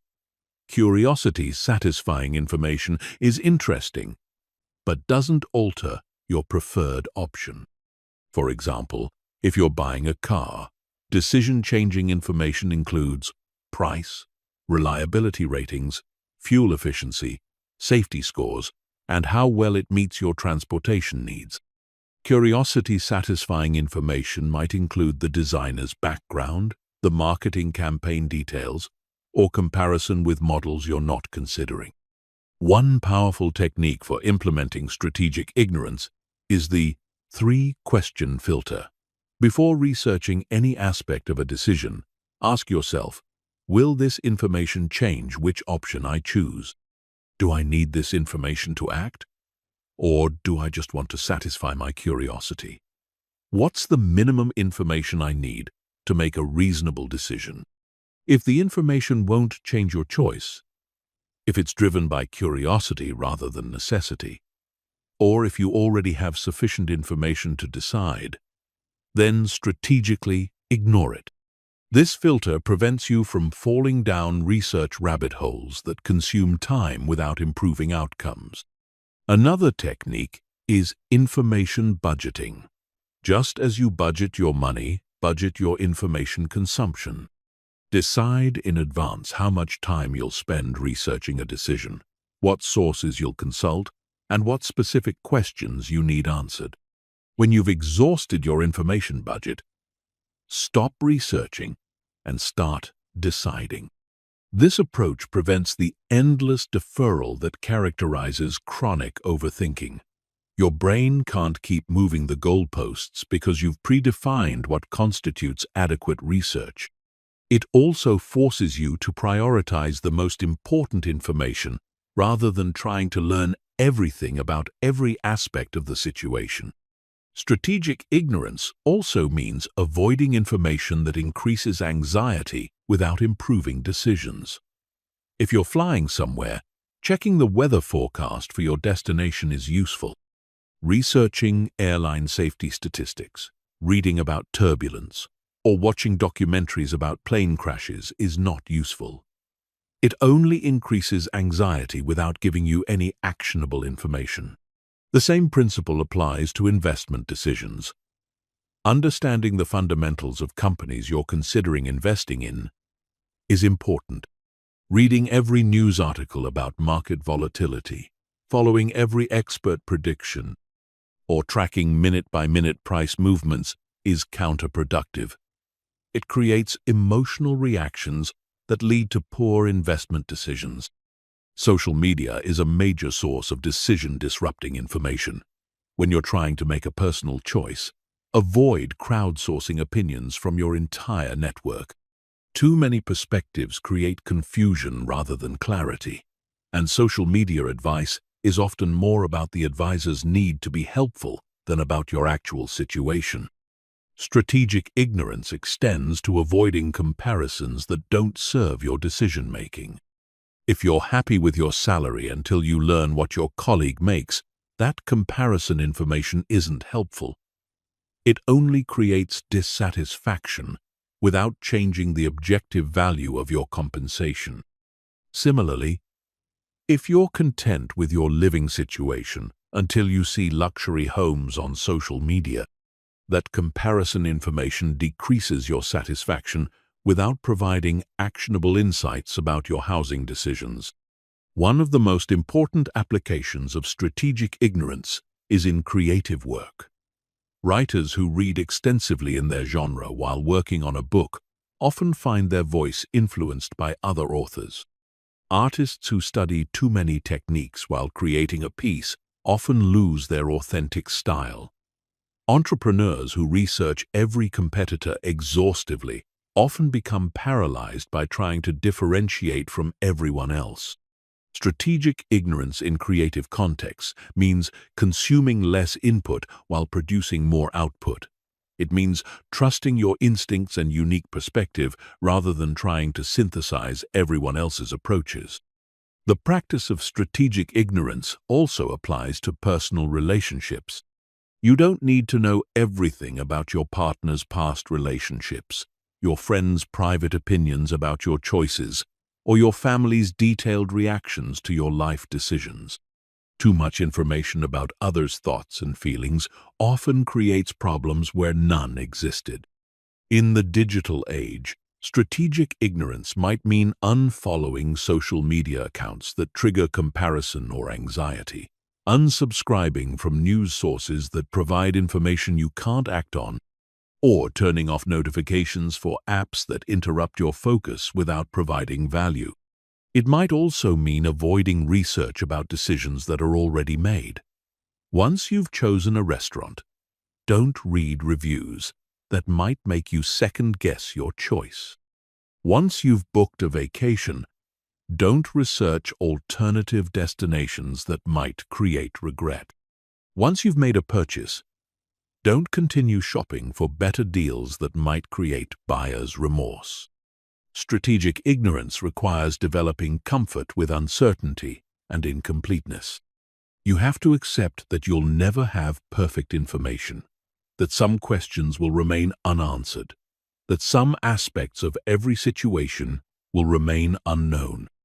This acceptance is liberating because it frees you from the impossible burden of trying to know everything before acting.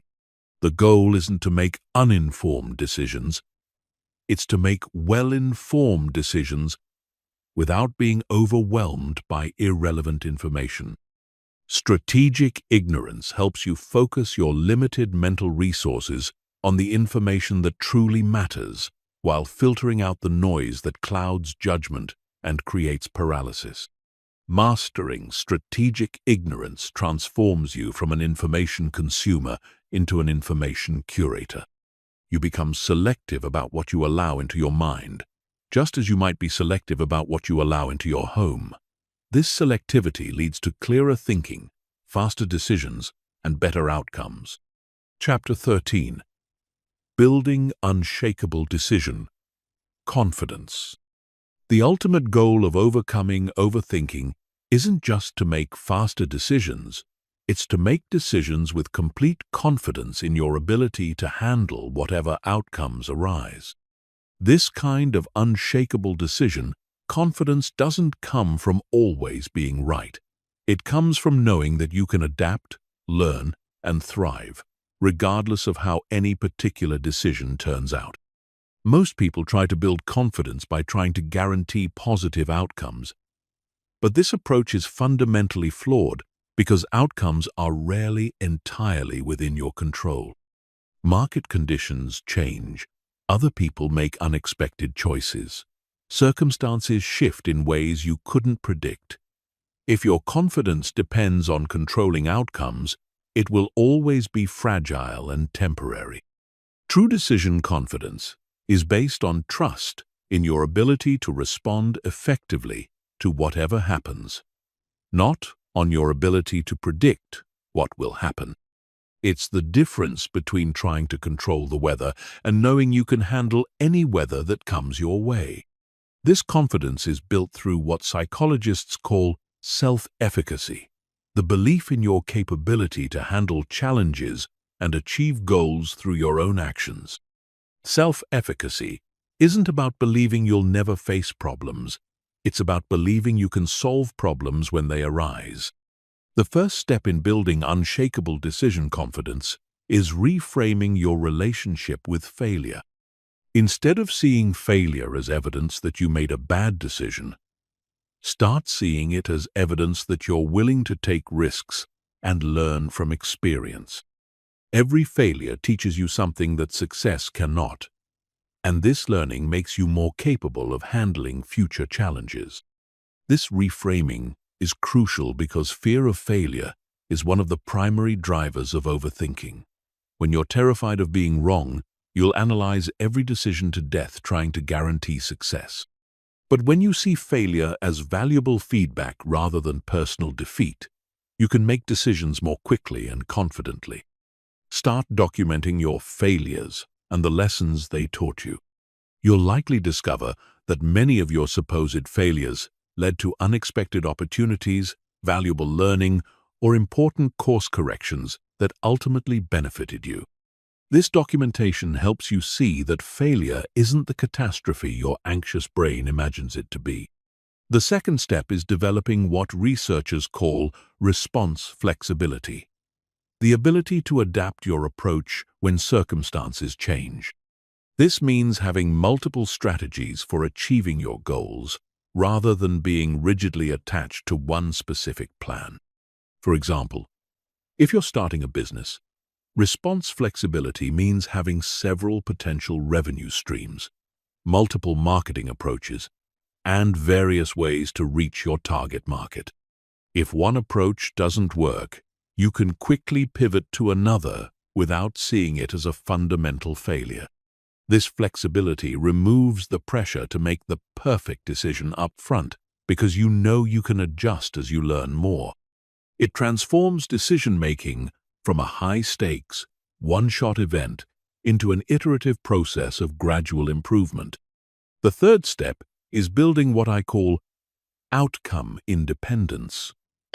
This means deriving satisfaction and confidence from the quality of your decision-making process rather than from specific results.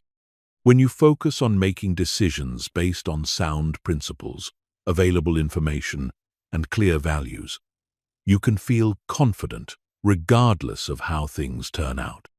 Outcome independence doesn't mean you don't care about results. It means you don't let results determine your self-worth or decision-making confidence. You understand that good processes lead to good outcomes over time, even if individual decisions sometimes produce disappointing results. This perspective is essential for maintaining confidence in an uncertain world. If your confidence rises and falls with every outcome, you'll be on an emotional roller coaster that makes it impossible to think clearly about future decisions. The fourth step is developing temporal perspective, the ability to see your current decision in the context of your entire life, rather than as an isolated make or break moment. Most decisions that feel enormously important in the moment have relatively little impact on your long-term well-being and success. When you're agonizing over a decision, ask yourself, will this matter in 10 years? In 5 years? Even in 1 year? Often, you'll realize that the decision isn't as consequential as your anxious brain is making it seem. This perspective reduces the pressure and allows you to decide more confidently. The fifth step is building capability confidence through skill development. The more capable you are in various areas of life, the more confident you can be in your ability to handle whatever results from your decisions. If you have strong communication skills, financial literacy, emotional intelligence, and problem-solving abilities, you can face uncertain situations with greater confidence. This doesn't mean you need to become an expert in everything, but having a broad base of practical skills gives you confidence that you can learn, adapt, and overcome challenges as they arise. Each new skill you develop increases your overall resilience and decision-making confidence. The sixth step is practicing decisive communication, the ability to express your decisions clearly and confidently to others. When you communicate decisions with certainty and conviction, you reinforce your own confidence while also gaining respect from others. This doesn't mean being rigid or closed to feedback, but it does mean avoiding the wishy-washy language that undermines confidence. Instead of saying, "I think maybe I might try this approach," say, "I've decided to pursue this strategy." Instead of, "I'm not sure, but I guess we could," say, "Let's go with this option." The language you use to communicate decisions shapes how you think about them and how others respond to them. Confident communication creates a feedback loop that strengthens your belief in your own judgment. The seventh step is developing regret immunity, the ability to make peace with decisions that don't turn out as hoped without second-guessing your judgment or decision-making process. Regret is often more about wishing you had perfect information than about actually making poor decisions with the information you had. When you feel regret about a decision, ask yourself, given what I knew at the time and the values I held, was this a reasonable choice? Usually, the answer is yes. You can't judge past decisions based on information you didn't have when you made them. Regret immunity also involves accepting that every choice involves trade-offs. When you choose one option, you give up the potential benefits of other options. This is inevitable, not a sign of poor decision-making. The goal isn't to eliminate all trade-offs, but to make trade-offs consciously and in alignment with your priorities. The eighth step is building decision momentum by celebrating the act of deciding itself, regardless of outcomes. Every time you make a decision quickly and move forward, acknowledge that accomplishment. You're building the mental muscle that allows you to navigate life efficiently and effectively. This celebration shouldn't wait for positive outcomes. It should happen immediately after making the decision. You're reinforcing the behavior of decisive action, which is valuable independent of any particular result. The final step is developing trust in the process. Confidence that good decision-making habits lead to good outcomes over time, even when individual decisions sometimes disappoint. This long-term perspective allows you to maintain confidence even during temporary setbacks. Building unshakable decision Confidence is a gradual process that requires consistent practice and a willingness to challenge your perfectionist tendencies. But as this confidence grows, you'll find that decision-making becomes not just faster and easier, but actually enjoyable. You'll start to see decisions as opportunities for growth and learning, rather than threats to be avoided. Chapter 14. Advanced Techniques for Complex Decisions. Not all decisions can be resolved with the 2-minute rule, or simple elimination techniques. Some situations genuinely require more sophisticated approaches because they involve multiple stakeholders, significant long-term consequences, or complex trade-offs between competing values. However, even these complex decisions don't require endless analysis. They require structured approaches that prevent overthinking while ensuring thorough consideration. The first advanced technique is values-based decision architecture. This approach starts by clarifying your core values and using them as the primary filter for evaluating options. Instead of trying to optimize for every possible variable, you focus on which choice best aligns with what matters most to you fundamentally.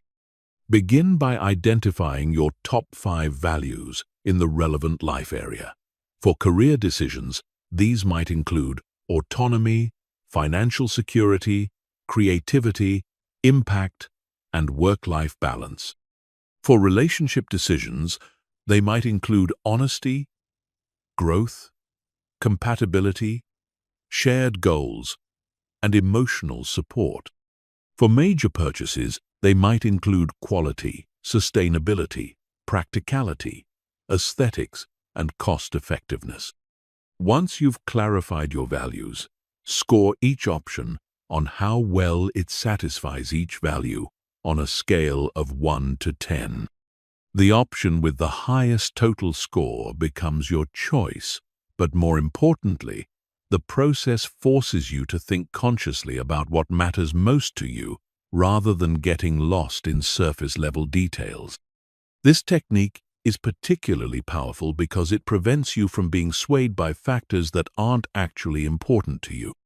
You might discover that you've been agonizing over variables that don't align with your true priorities, while overlooking aspects that are crucial to your satisfaction. The second technique is scenario planning with probability weighting. This approach acknowledges that some decisions do require thinking through potential future outcomes, but it does so in a structured way that prevents endless speculation. Identify 3 scenarios for each major option: best case, worst case, and most likely case. For each scenario, estimate both the probability of it occurring and how well you could handle it if it did occur. This creates a matrix that helps you choose based on both likelihood and your capability to manage different outcomes. The key insight is that you don't need to prepare for every possible scenario. You need to prepare for scenarios that are either highly likely or would be particularly challenging to handle. This focused approach prevents the analysis paralysis that comes from trying to consider every possible future. The third technique is the consultant method. Imagine you're a highly paid consultant who has been hired to make this decision for someone else. What would you recommend based on the available information? This mental shift often provides clarity because it removes the emotional attachment and perfectionism that cloud your judgment about your own decisions. Consultants are expected to make recommendations based on incomplete information within tight timeframes. They focus on the most important factors, make reasonable assumptions about unknown variables, and provide clear direction rather than endless analysis. Adopting this mindset helps you approach your own complex decisions with similar efficiency and objectivity. The fourth technique is progressive commitment. Instead of trying to make one final, irreversible decision, Structure your choice as a series of smaller commitments that allow you to gather information and adjust course as you go. For example, if you're considering a major career change, you might start by taking a course in the new field, then volunteering or freelancing in that area, then perhaps taking a part-time position before fully committing to the transition. Each step provides new information that informs the next decision. This approach reduces the pressure of making perfect decisions up front because you're not committing to an unchangeable path. You're creating a series of decision points that allow you to adapt based on experience rather than speculation. The fifth technique is the advisory board approach. For truly significant decisions, create a small group of trusted advisors who can provide different perspectives and expertise. This isn't about crowdsourcing the decision to everyone you know. It's about strategically seeking input from people whose judgment you respect and whose expertise is relevant.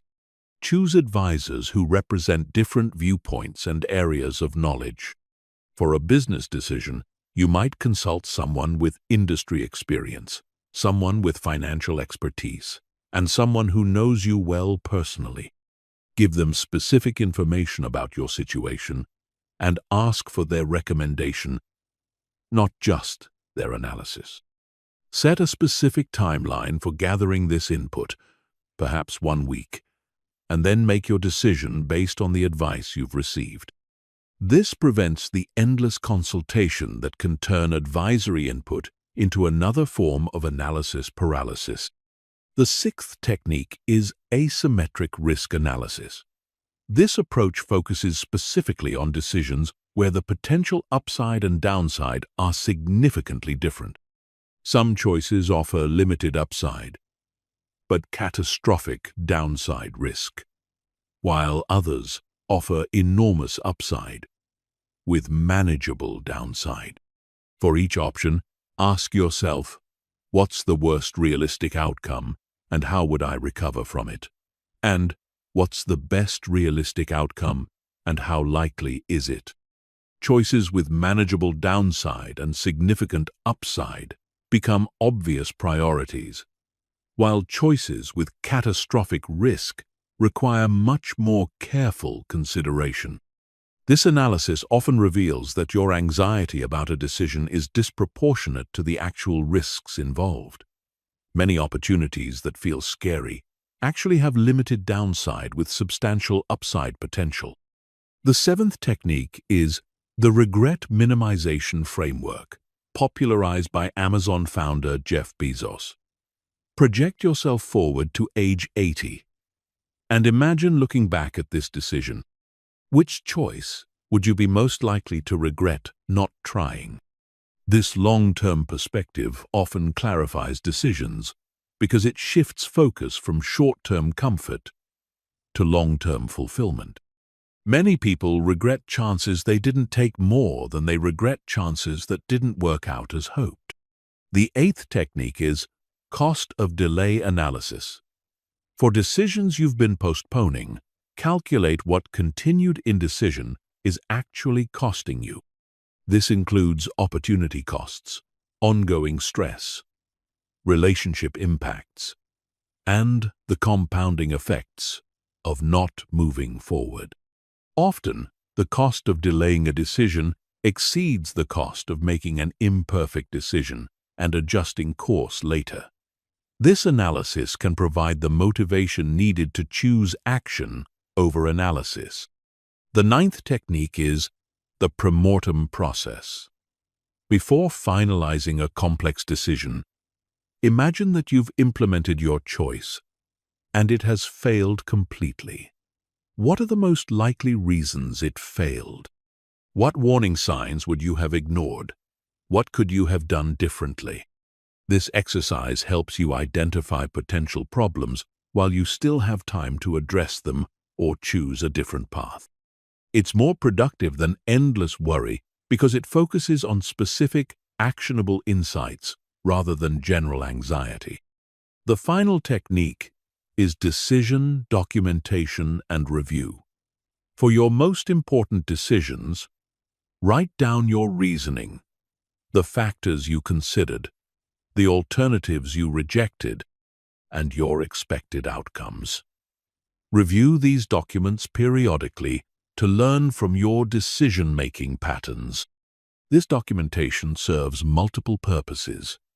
It prevents you from second-guessing decisions based on information you didn't have at the time. It helps you identify which factors are most predictive of good outcomes. And it builds confidence in your decision-making ability by showing you that your reasoning was sound even when outcomes weren't perfect. Remember, these advanced techniques are tools, not requirements. The goal is still to make good decisions efficiently, not to make perfect decisions eventually. Even complex decisions benefit from clear deadlines, decisive action, and the willingness to adapt based on new information, rather than trying to predict every possible outcome in advance. Chapter 15.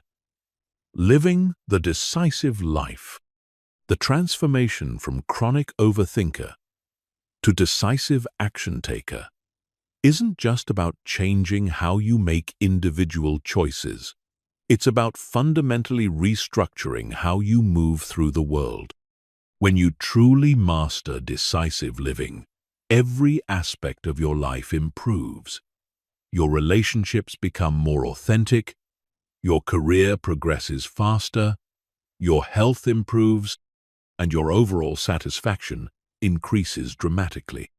Living decisively means operating from a default of action rather than analysis.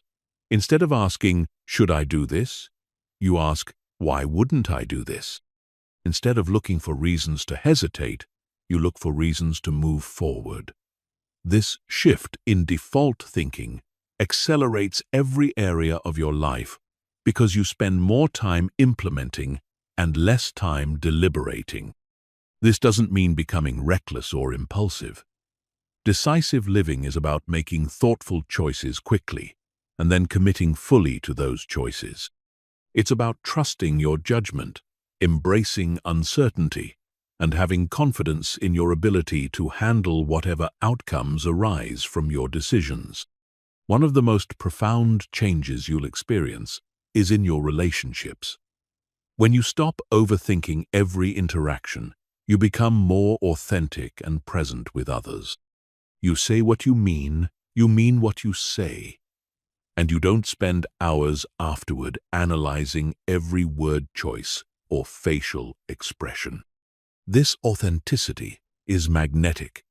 People are drawn to individuals who are comfortable with themselves and confident in their communication. Your relationships deepen because you're able to be vulnerable and honest without constantly second-guessing yourself or managing impressions. Decisive living also transforms your approach to opportunities. While others are analyzing and researching, you're taking action and learning from experience. This gives you enormous advantages in every competitive situation, from job markets to business opportunities to personal relationships.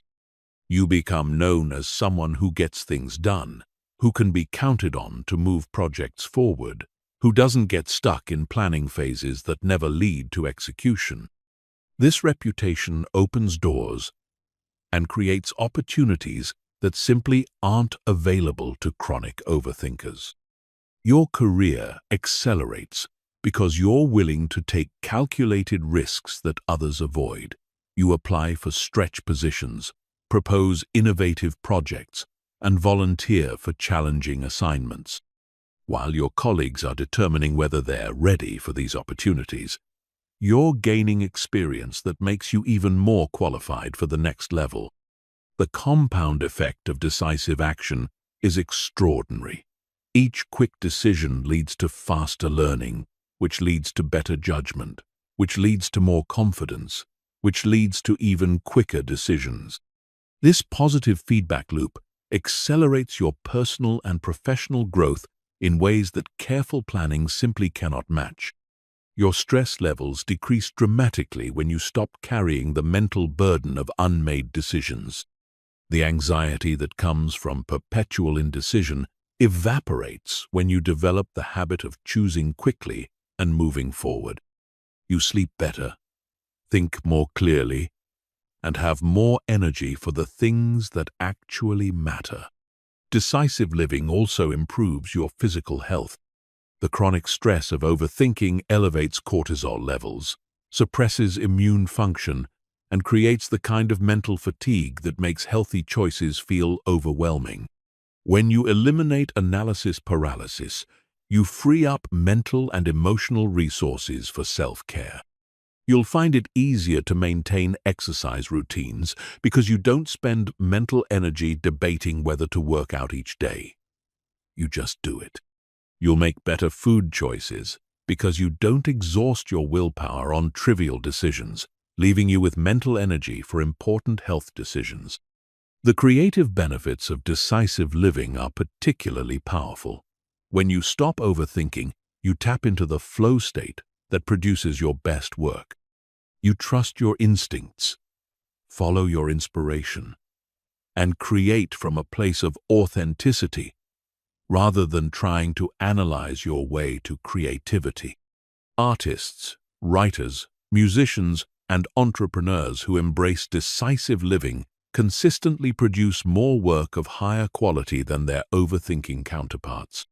They understand that creating mediocre work regularly leads to eventual excellence, while trying to create perfect work occasionally leads to creating nothing at all.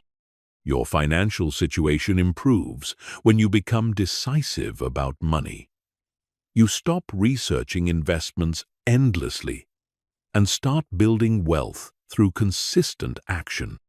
You negotiate more effectively because you're comfortable with uncertainty and quick to recognize valuable opportunities. You also waste less money on purchases you overthought but didn't really want, or on opportunities you missed while deliberating.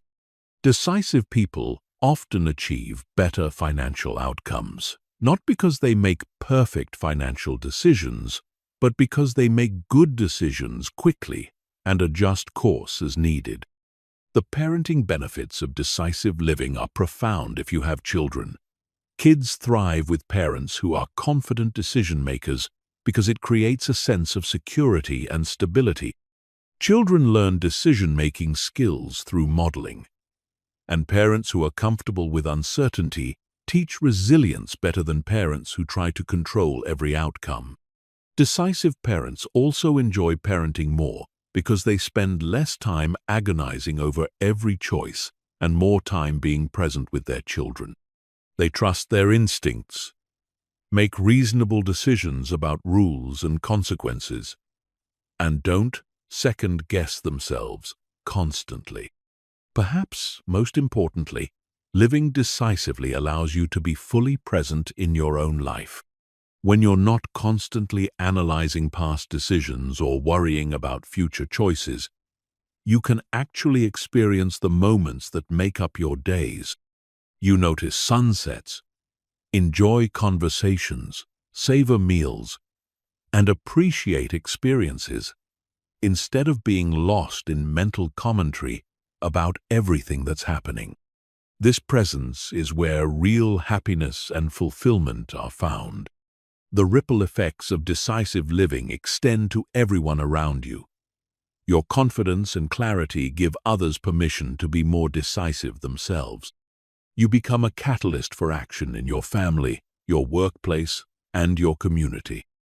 People start coming to you for advice, not because you have all the answers, but because you have the courage to act despite uncertainty.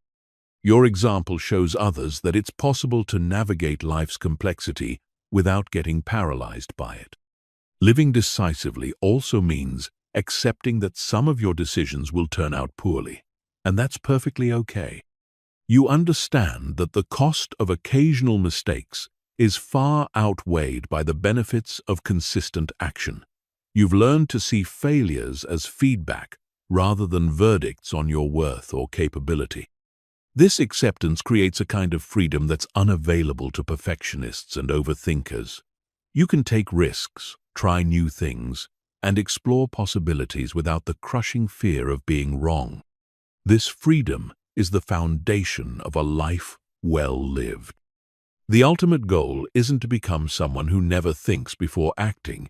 It's to become someone who thinks clearly, decides quickly, and acts confidently.